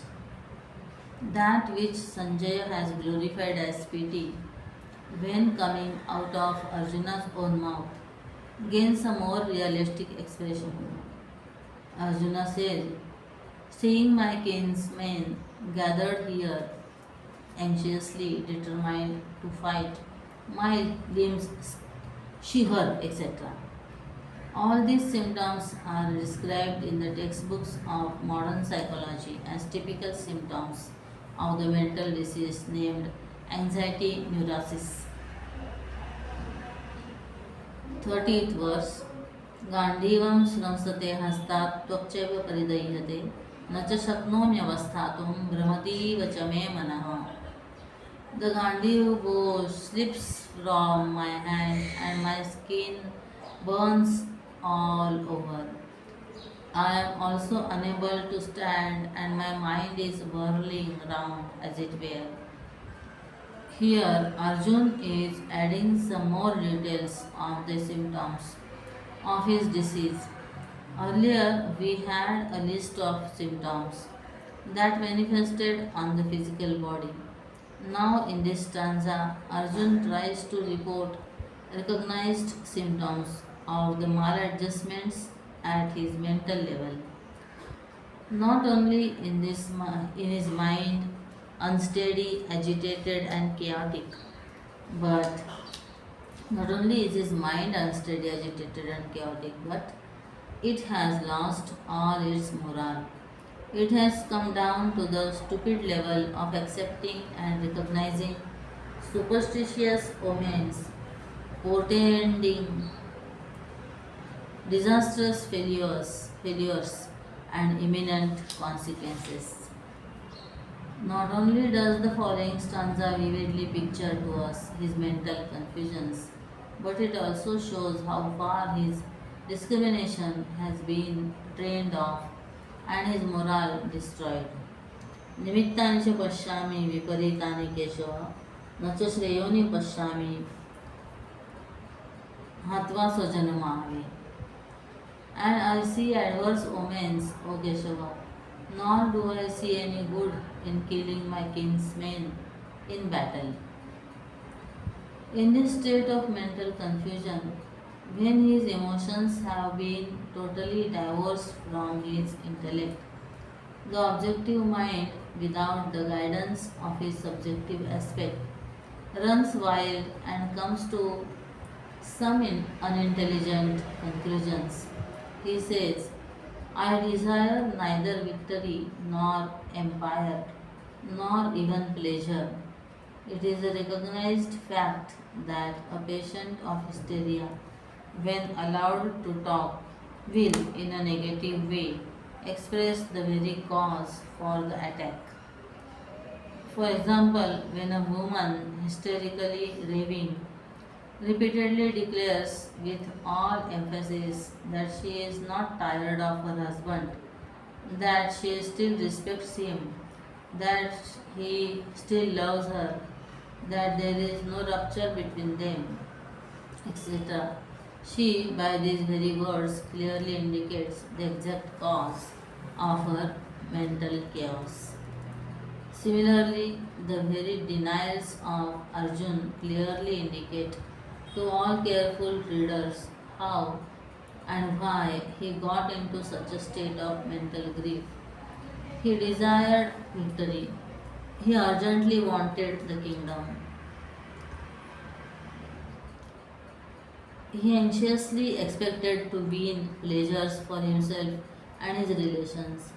But the challenging look of the mighty Kaurav forces and the great and eminent warriors standing ready to fight shattered his hopes, blasted his ambitions, and undermined his self confidence, and he slowly developed the well known Arjuna disease, the cure for which is the theme of the Gita. 32. न कांक्षे विजयं कृष्ण न च राज्यं सुखानि च किन्नो राज्येन गोविंद किं भोगैर्जीवितेन वा. For I desire no victory, O Krishna, nor kingdom, no pleasures. Of what avail is dominion to me, O Govinda? Of what avail are pleasures or even life itself? 33. येषामर्थे काङ्क्षितं no राज्यं भोगा सुखानि च तयिमेव स्थिता युद्धे प्राणान् त्यक्त्वा धनानि च. They for whose sake we desire kingdom, enjoyment and pleasures stand here in battle, having renounced life and wealth. 34. आचार्याः पितरः पुत्रास्तथैव च पितामहाः मातुला शुश्राफ Pautra शालास संबंधिनस्तथा. Teachers, fathers, sons, and also grandfathers, maternal uncles, fathers in law, grandsons, brothers in law, and other relatives. Arjuna continues his arguments to Krishna against the advisability of such a civil war between the two factions of the same royal family. A dharma hunting Arjuna is here mentally manufacturing a case for himself, justifying his cowardly retreat from the post of duty where destiny has called upon him to act. He repeats that he had said he repeats what he had said earlier because Krishna, with his pregnant silence, is criticizing Arjuna's attitude. The provocatively smiling lips of the Lord are whipping Arjuna into a sense of shame. He wants the moral support of his friend and charioteer to come to his conclusion that what he is feeling in his mind is acceptable and just. But the endorsement and the intellectual sanction are not forthcoming from either the look of Krishna or the Lord's words. 35. एतान्न हन्तुमिच्छामि घ्नतोऽपि मधुसूदनम् अपि त्रैलोक्यराज्यस्य हेतोः किन्नु महि कृते. These I do not wish to kill, though they may kill me. O Madhusudan, even for the sake of dominion over the three worlds, how much less for the sake of the earth. Feeling that he had not expressed his case strongly enough to Krishna to make him come to his conclusion, and assuming that he was become because of this that it was because of this that the Lord had not given his assent to it, Arjuna therefore decided to declare with a mock spirit of renunciation that he had no much large-heartedness in him, that he would not kill his cousins, even if they were to kill him. He had so much large-heartedness in him that he would not kill his cousins, even if they were to kill him. The climax came when Arjuna, with quixotic exaggeration, declared that he would not fight the war, even if he were to win all the three worlds of the universe, much less so for the mere Hastinapur kingship. 36. निहत्योद्धार्तराष्ट्रान्नः का प्रीतिस्स्यात् Janardan पापमेवाश्रयेदस्मान् हत्वैतानाततायिनः. Killing these sons of Dhritarashtra, what pleasure can be ours, O Janardhan? Sin alone will be our gain by killing these felons. In spite of that, in spite of all that Arjun said so far, Krishna is as silent as a sphinx. Therefore, Arjun gives up his melodramatic expression and assumes a softer, a more appealing tone, and takes the attitude of explaining in vain a serious matter to a dull-witted friend. The change of strategy becomes conspicuously ludicrous when when we notice Krishna's continued silence. In the first line of the stanza, he explains to Krishna that no good can arise out of killing the sons of Dhritarashtra. Still, the wooden smile of Krishna does not change, and the Pandava hero, his intelligence shattered, tries to find a cause for Krishna's attitude. Immediately he remembers that the Kaurava brothers were behaving towards the Pandavas as felons. Atatayinaha means felons who deserve to be killed according to the Arthashastra. Whether he be a preceptor, an old man, or a Veda knowing Brahman, if he comes in front as an Atatayi felon, he should be killed on the spot without a thought. There is no sin involved in killing a felon. Manusmriti 8 350 and 351. Sin is only a mistake committed by a misunderstood individual ego against its own divine nature as the eternal soul. To act as the body, the mind, or the intellect is not to act up to the responsibilities of a man, but it becomes an attempt to behave under the impulses of an animal. All those acts performed and motives entertained, which create grosser mental impressions and thereby build stronger walls between us and our cognition of the real divine spark in ourselves, are called sins.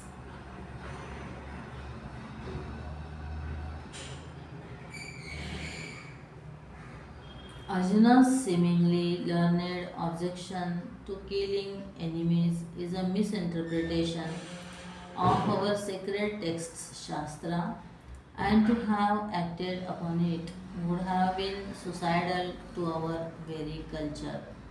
Therefore, Krishna refuses to show any sign either of appreciation or criticism of Arjuna's stand. The Lord understands that his friend is raving hysterically, and the best policy is to allow a mental patient, first of all, to bring out everything in his mind and thus exhaust himself. 37. तस्मान्नर्हा वयं हन्तुं धार्तराष्ट्रान् स्वबान्धवान् स्वजनं हि कथं हत्वा सुखिनः स्याम Madhav. Therefore, we shall not kill the sons of Dhritarashtra, our relatives, for how can we be happy by killing our own people, O Madhava? Here, Arjuna concludes his seemingly logical arguments, which have got a false look of Hindu scriptural sanction. More than deliberate blasphemers of the scriptures, the unconscious misinterpreters of a sacred text are the innocent criminals who bring about the wretched downfall of its philosophy. Purring with the satisfaction of a cat in the kitchen, Arjuna in this verse is rounding up his arguments and coming to the dangerous conclusion that he should not kill the aggressors now nor face their heartless challenge. Even then, Krishna is silent. Arjun's discomfiture makes him really quite conspicuous in his ugliness.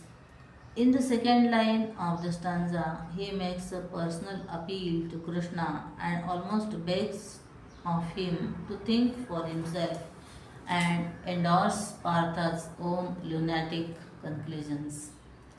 With the familiarity born out of his long standing friendship, Arjuna addresses his charioteer with affection as Madhava and asks him how one can come to any happiness after one has destroyed one's own kinsmen.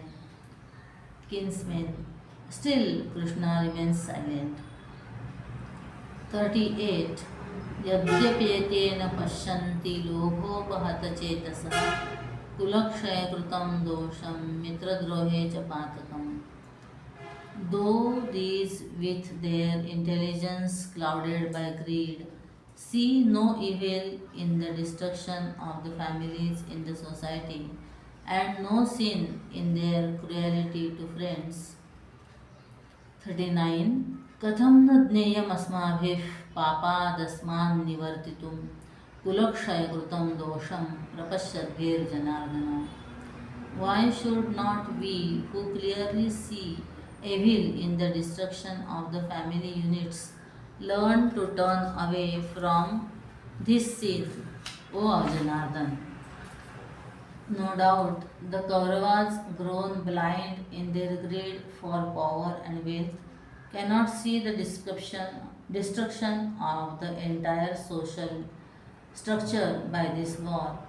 Their ambition has so completely clouded their intelligence and sensibility that they fail to appreciate or understand the cruelty in annihilating their own friends.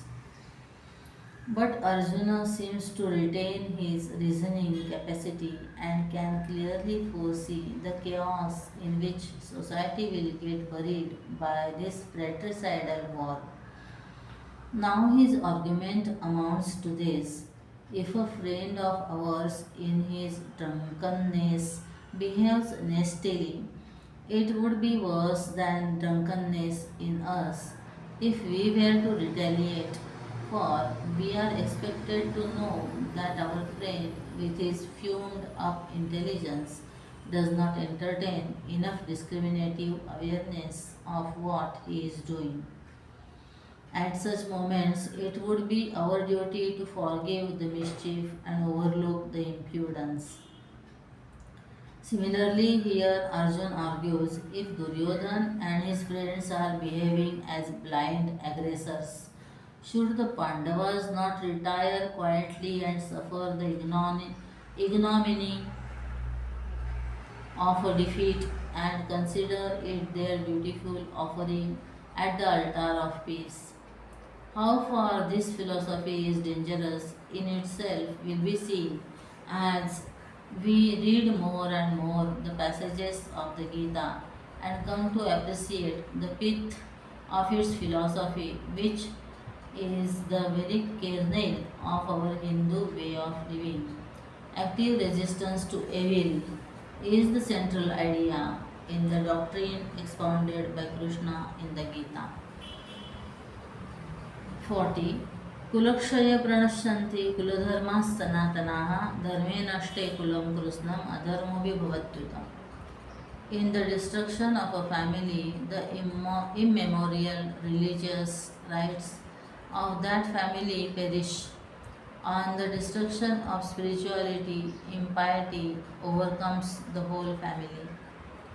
Just as a storyteller comes to add new details each time he narrates the same old story, so too Arjun seems to draw new inspiration from his foolishness, and each time his creative intelligence puts forth fresh arguments in support of his wrong philosophy.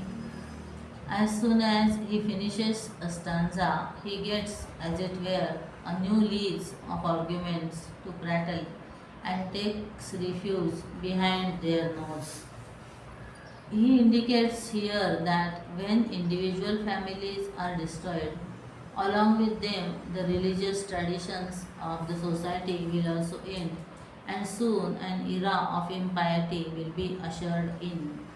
Cultural experiments were the preoccupations of our forefathers, and they knew that the culture and tradition of each family was a unit of the total culture and integrity of the whole nation. Hence, the importance of the family dharma, so seriously brought forth by Arjun as an argument against this civil war. 41. अधर्माभिभवात् Krishna प्रदुष्यन्ति कुलस्त्रियः स्त्रियेषु दुष्टासु Varshney जायते वर्णसंकरः. By the prevalence of impiety, O Krishna, the women of the family become corrupt. The women being corrupted, O descendant of the Vrishni clan, there arises intermingling of castes, Varna Sankara. Continuing the argument of the previous verse, Partha declares the consequences that will follow when the true moral integrity of the families is destroyed. Slowly, the morality in the society will wane and there will be an admixture of castes.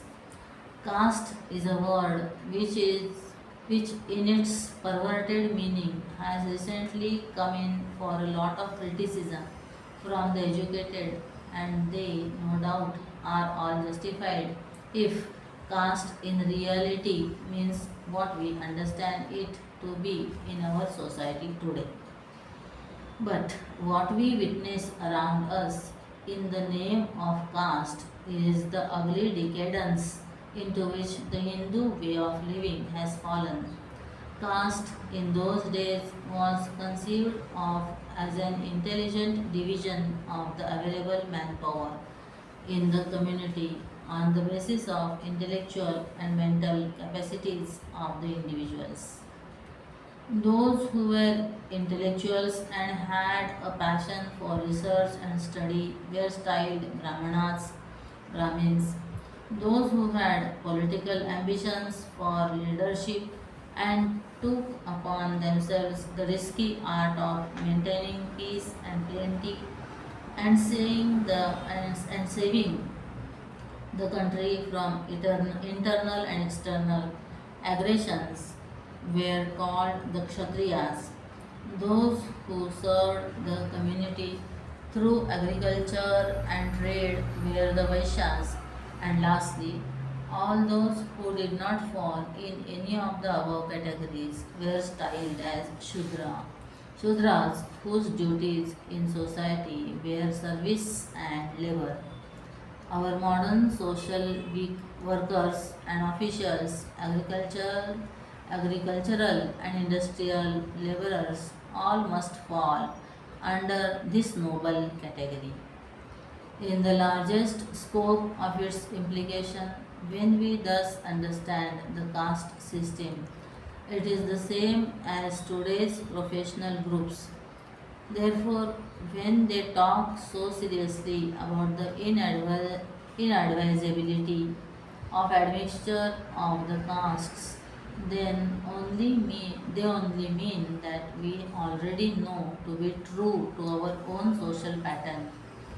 An engineer in charge of a hospital and working in the operation theatre as a doctor would be a social danger as much as a doctor would be if he is appointed as an officer for planning, guiding, and executing a hydroelectric scheme.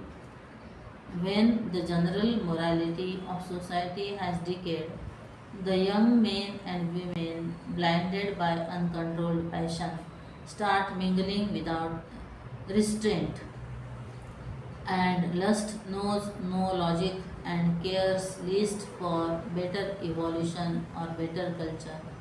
There will be thereafter unhealthy intermingling and incompatible cultural traits.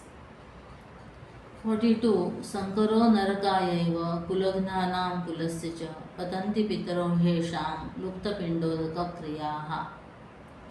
Confusion of castes leads the slayer of the family to hell, for their forefathers fall deprived of the offerings of pinda, rice ball, and water libations. The argument is still continued, and Arjun points out the consequences of caste admixture.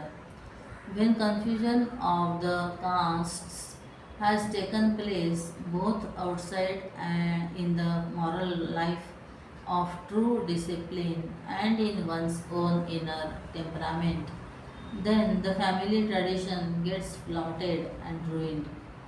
In the context of our discourses, we must understand that to the dead it is bread and water to see that their survivors maintain and continue the cultural purity and that they themselves had so laboriously cultivated and inculcated into the minds of their children. In case the society squanders away its culture, so laboriously built up as a result of the slow blossoming of the social values of life through generations of careful cultivation, we will be insulting the very liberal labors of our ancestors.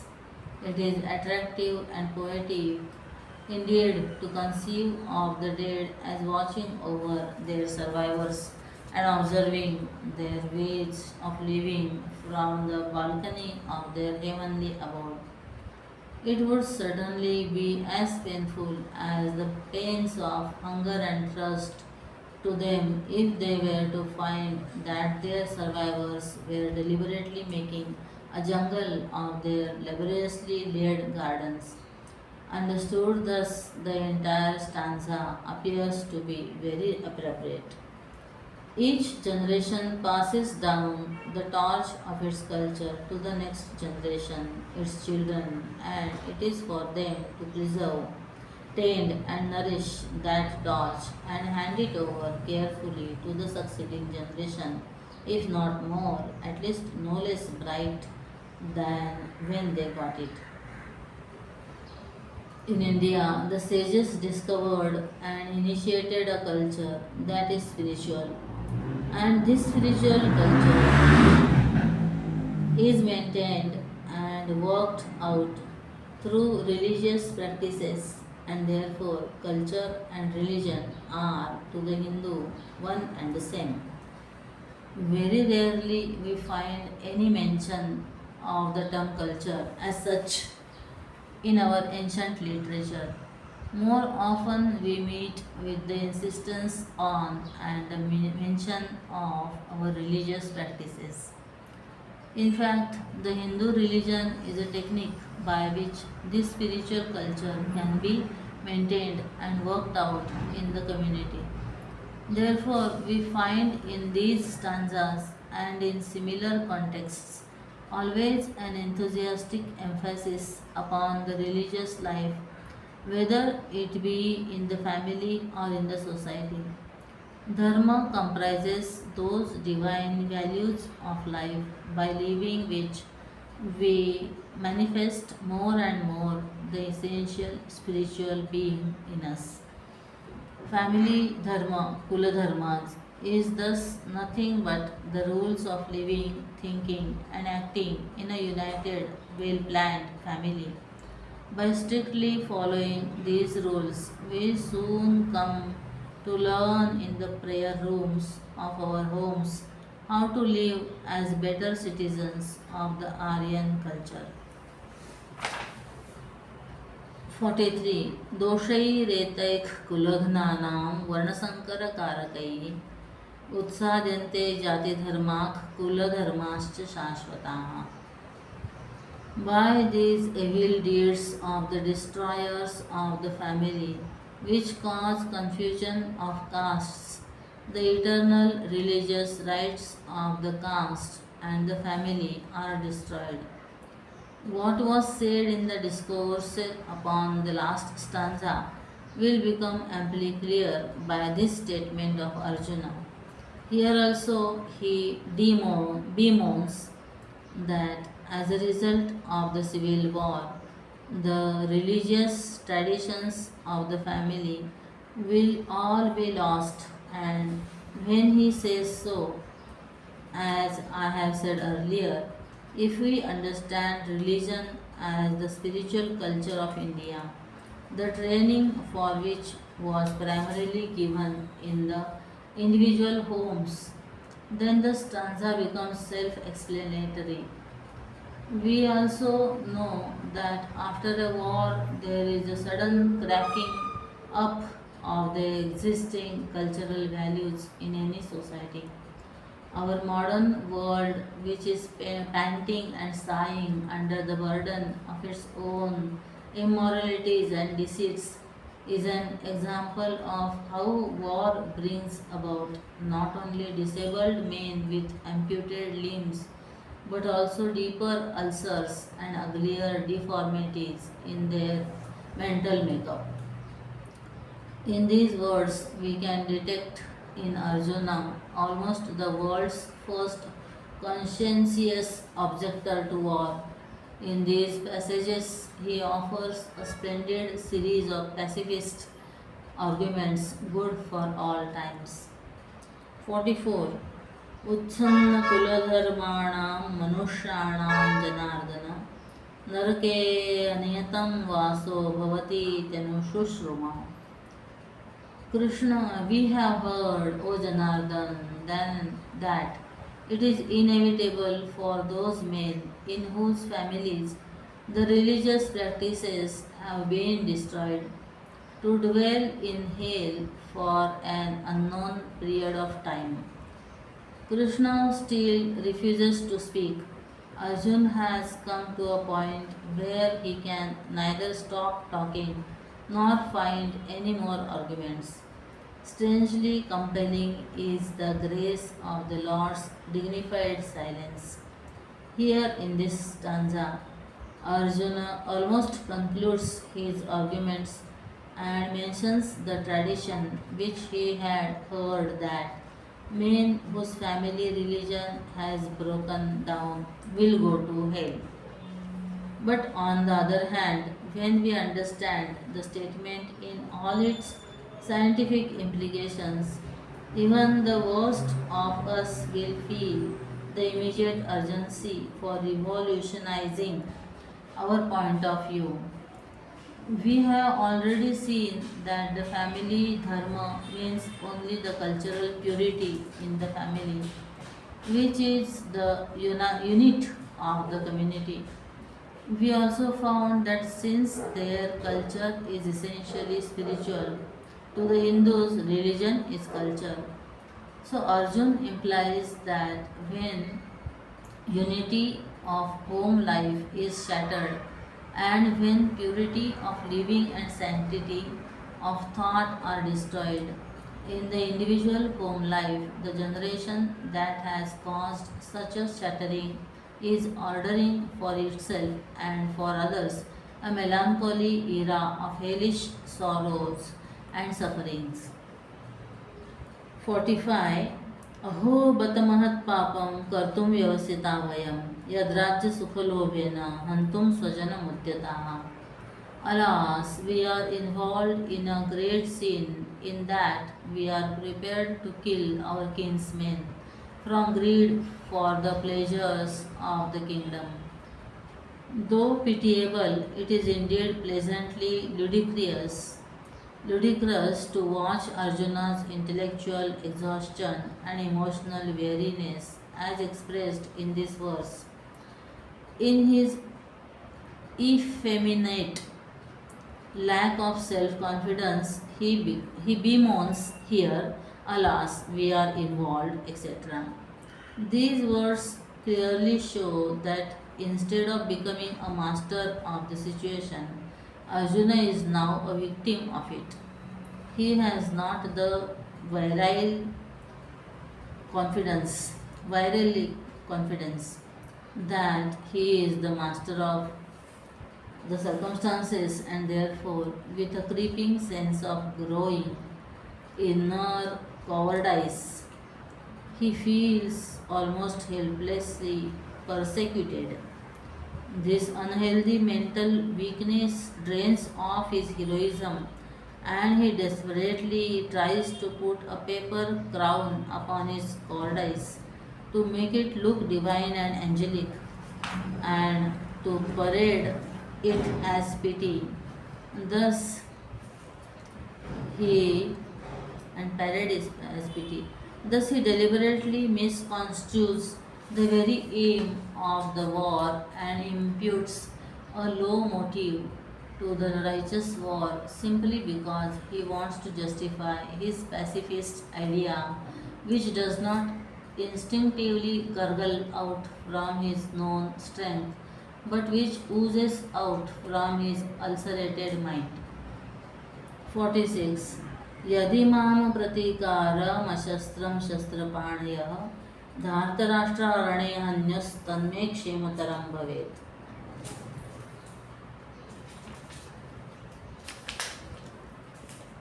If the sons of Dhritarashtra, weapons in hand, slay me in battle, unresisting and unarmed, that would be better for me. Here, Arjun declares his final opinion that under the circumstances narrated during his long drawn, limping arguments, it is better for him to die in battle, unresisting and unarmed, even if the Kauravas were to shoot him down like a hunted deer with a dozen arrows piercing his royal body. The word that Arjuna uses here is particularly to be noted. The texture of the word used is in itself a great commentary upon the thought in the mind of the one who has made the statement. Kshema is the material and physical victory, while moksha is the spiritual self mastery. Though Arjuna's arguments were all laboring hard to paint the idea that to have fought that war was against the spiritual culture of the country, moksha, he himself stated in his conclusions that not to fight this war would be a material blessing, kshema, inasmuch as an escape from the battlefield now is to gain perhaps sure physical security. In short, anxiety for the fruit of his action, victory in battle, demoralized Arjun and he got himself into an anxiety state neurosis. Sanjay उवाच एवमुक्त्वार्जुनः सङ्ख्ये रथोपस्थ उपाविशत् विसृज्य सशरं चापं शोकसंविघ्नमानसः. Sanjay said, having thus spoken in the midst of the battlefield, Arjuna sat down on the seat of the chariot, casting away his bow and arrow, with a mind distressed with sorrow. The concluding stanza in this chapter contains the words of Sanjaya, in which he gave the running commentary of what he saw on the battlefield, exhausted by his weary arguments. Arjuna, completely shattered within, sank back on the flagstaff in the open chariot, throwing down his kingly weapons. This is the scene at which we shall leave Arjun in the first chapter of the Gita. Thus, in the Upanishads of the glorious Bhagavad Gita, in the science of the eternal, in the scripture of yoga, in the dialogue between Sri Krishna and Arjun, the first discourse ends entitled The Yoga of the Arjuna Grief. In the scriptural textbooks of ancient times, the end of a chapter was indicated by some sign or symbol. In modern days, this is not necessary uh, in as much we have the passages to print before us and we can see that one section or chapter has ended and another has begun. Even here, the printers have to mark the end of one chapter and by a separate title indicate the beginning of the next. In olden days, it was much more difficult since books were not printed and each student got during his study a new edition of the scripture printed on the memory slabs of his own mind. Since scripture study was in those days from mouth to mouth, the students had to memorize whole textbooks and chant them daily. In such a case, it was necessary to have some word or words to inform both the reciter and the listeners as to the ending of a section and the fresh beginning of another. This was done by some conventional symbol. In the Upanishads, the accepted method was to recite the last mantra or the concluding portion of the last mantra of the chapter twice. In the Gita, however, we have the repetition of a statement which may be considered as an epilogue in Sanskrit called a Sankalpa Vakya. The same Sankalpa is repeated at the end of each chapter. The difference being only that at the end of each chapter, the chapter number is mentioned along with the special title of that chapter. The Gita Sankalpa Vakya epilogue is a beautiful statement of pregnant words conveying a wealth of details regarding the very textbook. Srimad Bhagavad Gita has been considered here as an Upanishad.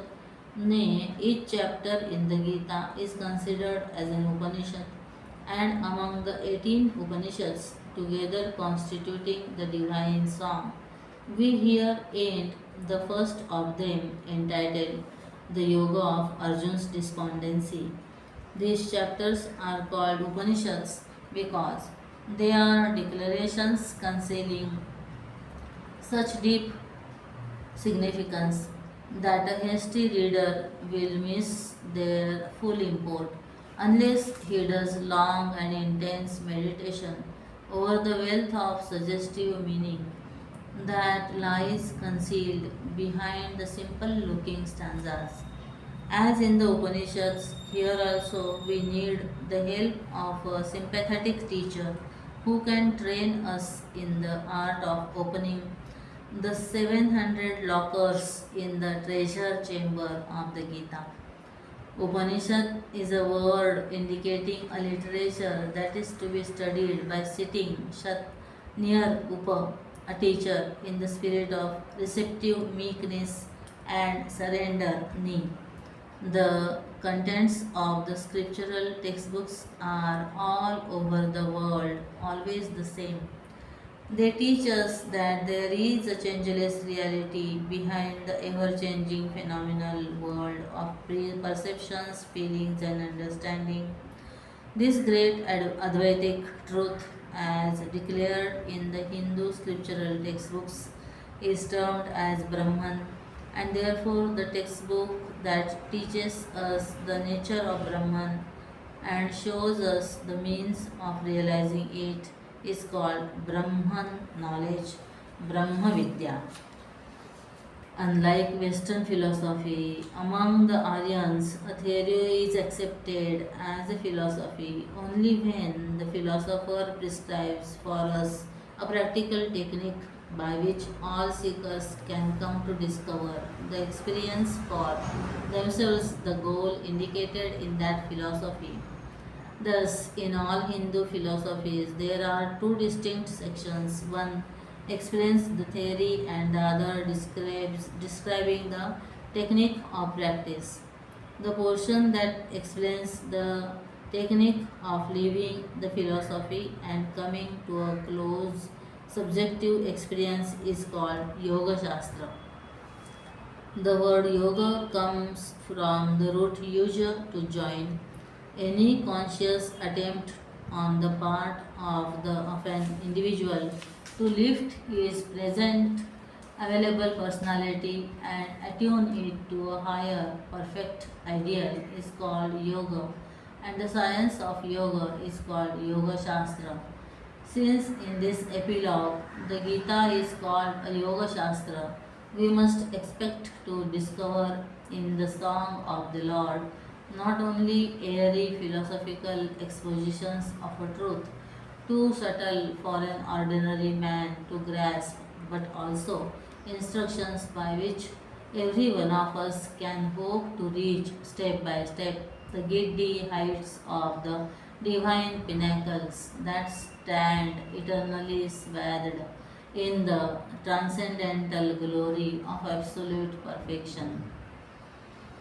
The theme of philosophy and yoga cannot be very attractive to the ordinary man of the world because it is so scientific and it deals with imperceptible ideologies. Mathematics cannot be thrilling reading except for a mathematician, and mathematics can very well afford to ignore those men who have no taste for it.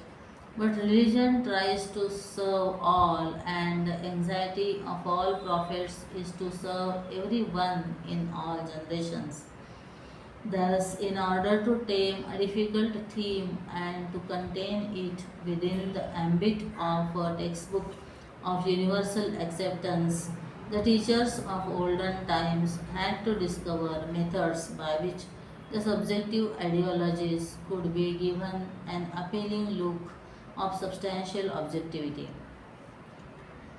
This was done by giving a detailed picture of the teacher so that in our mental image he is so much familiarized that we feel his words also as something very familiar to us.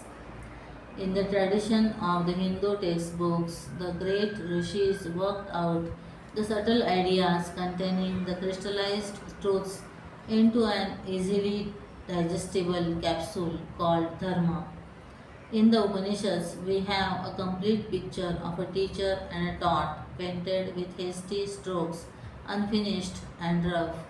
In the Gita, on the other hand, it being a philosophical discourse embedded in the mythology of the nation, we find a finished picture palpitating with life against a scintillating situation wherein the very same ancient truths have been reasserted. Lord Krishna is now made to repeat the Upanishadic truth in the context of a great conflict to serve his lifelong friend Arjun, who is shown as seriously suffering from a total mental rupture. Therefore, we shall expect in the Gita a much more sympathetic explanation and guidance than when the same truths came out from the inspired saints, who were not as much in contact with the weaknesses of ordinary mortals. This glory of the Gita has been indicated here when the Sankalpa Vakya says that it is a conversation between Lord and a mortal. This chapter is called by the self contradicting title. It is named as the Yoga of Arjun's grief. If grief can be yoga, almost all of us, without a choice, are already yogins. In the commentary of this chapter, I indicated that the Arjun condition of utter despair is the auspicious mental attitude wherein the Gita seeds are to be known and the flowers of Krishna perfection gathered, be it in an individual or a society, in a community or a nation. Religion and philosophy will be in demand only when the heart has come to experience the Arjun grief. To the extent that the world of today has failed its incompetence to face the battle of life, not daring to destroy their near and dear values of economic expansion and industrial lust, to that extent it is fit for listening to the message of the Gita. Just as the act of cooking by itself is not fulfilled without the eating that follows, so also, in spite of the best that may be available in life, a sense of incompleteness is felt and a deep hunger to gain a better awareness and a fuller existence in the world is experienced. The scriptural texts cannot in themselves help anyone, since this mental condition is so unavoidable before the actual yoga is started. Even the initial mental condition is called by a wishful anticipation as yoga for learning and living the Gita. The Arjun condition is the initial sadhana. Om, Om, Om, Om, Om. ओम तत्सदिति श्रीमद्भगवद्गीतासु उपनिषत्सु ब्रह्मविद्यायां योगशास्त्रे श्रीकृष्णार्जुन संवादे अर्जुन विषाद योगो नाम प्रथमोऽध्यायः। हरि ओम श्री गुरुभ्यो नमः। हरि ओम श्री कृष्णार्पणमस्तु। ओम श्री चिन्मय सद्गुरवे नमः। हरि ओम श्री सद्गुरुनाथ महाराज की जय।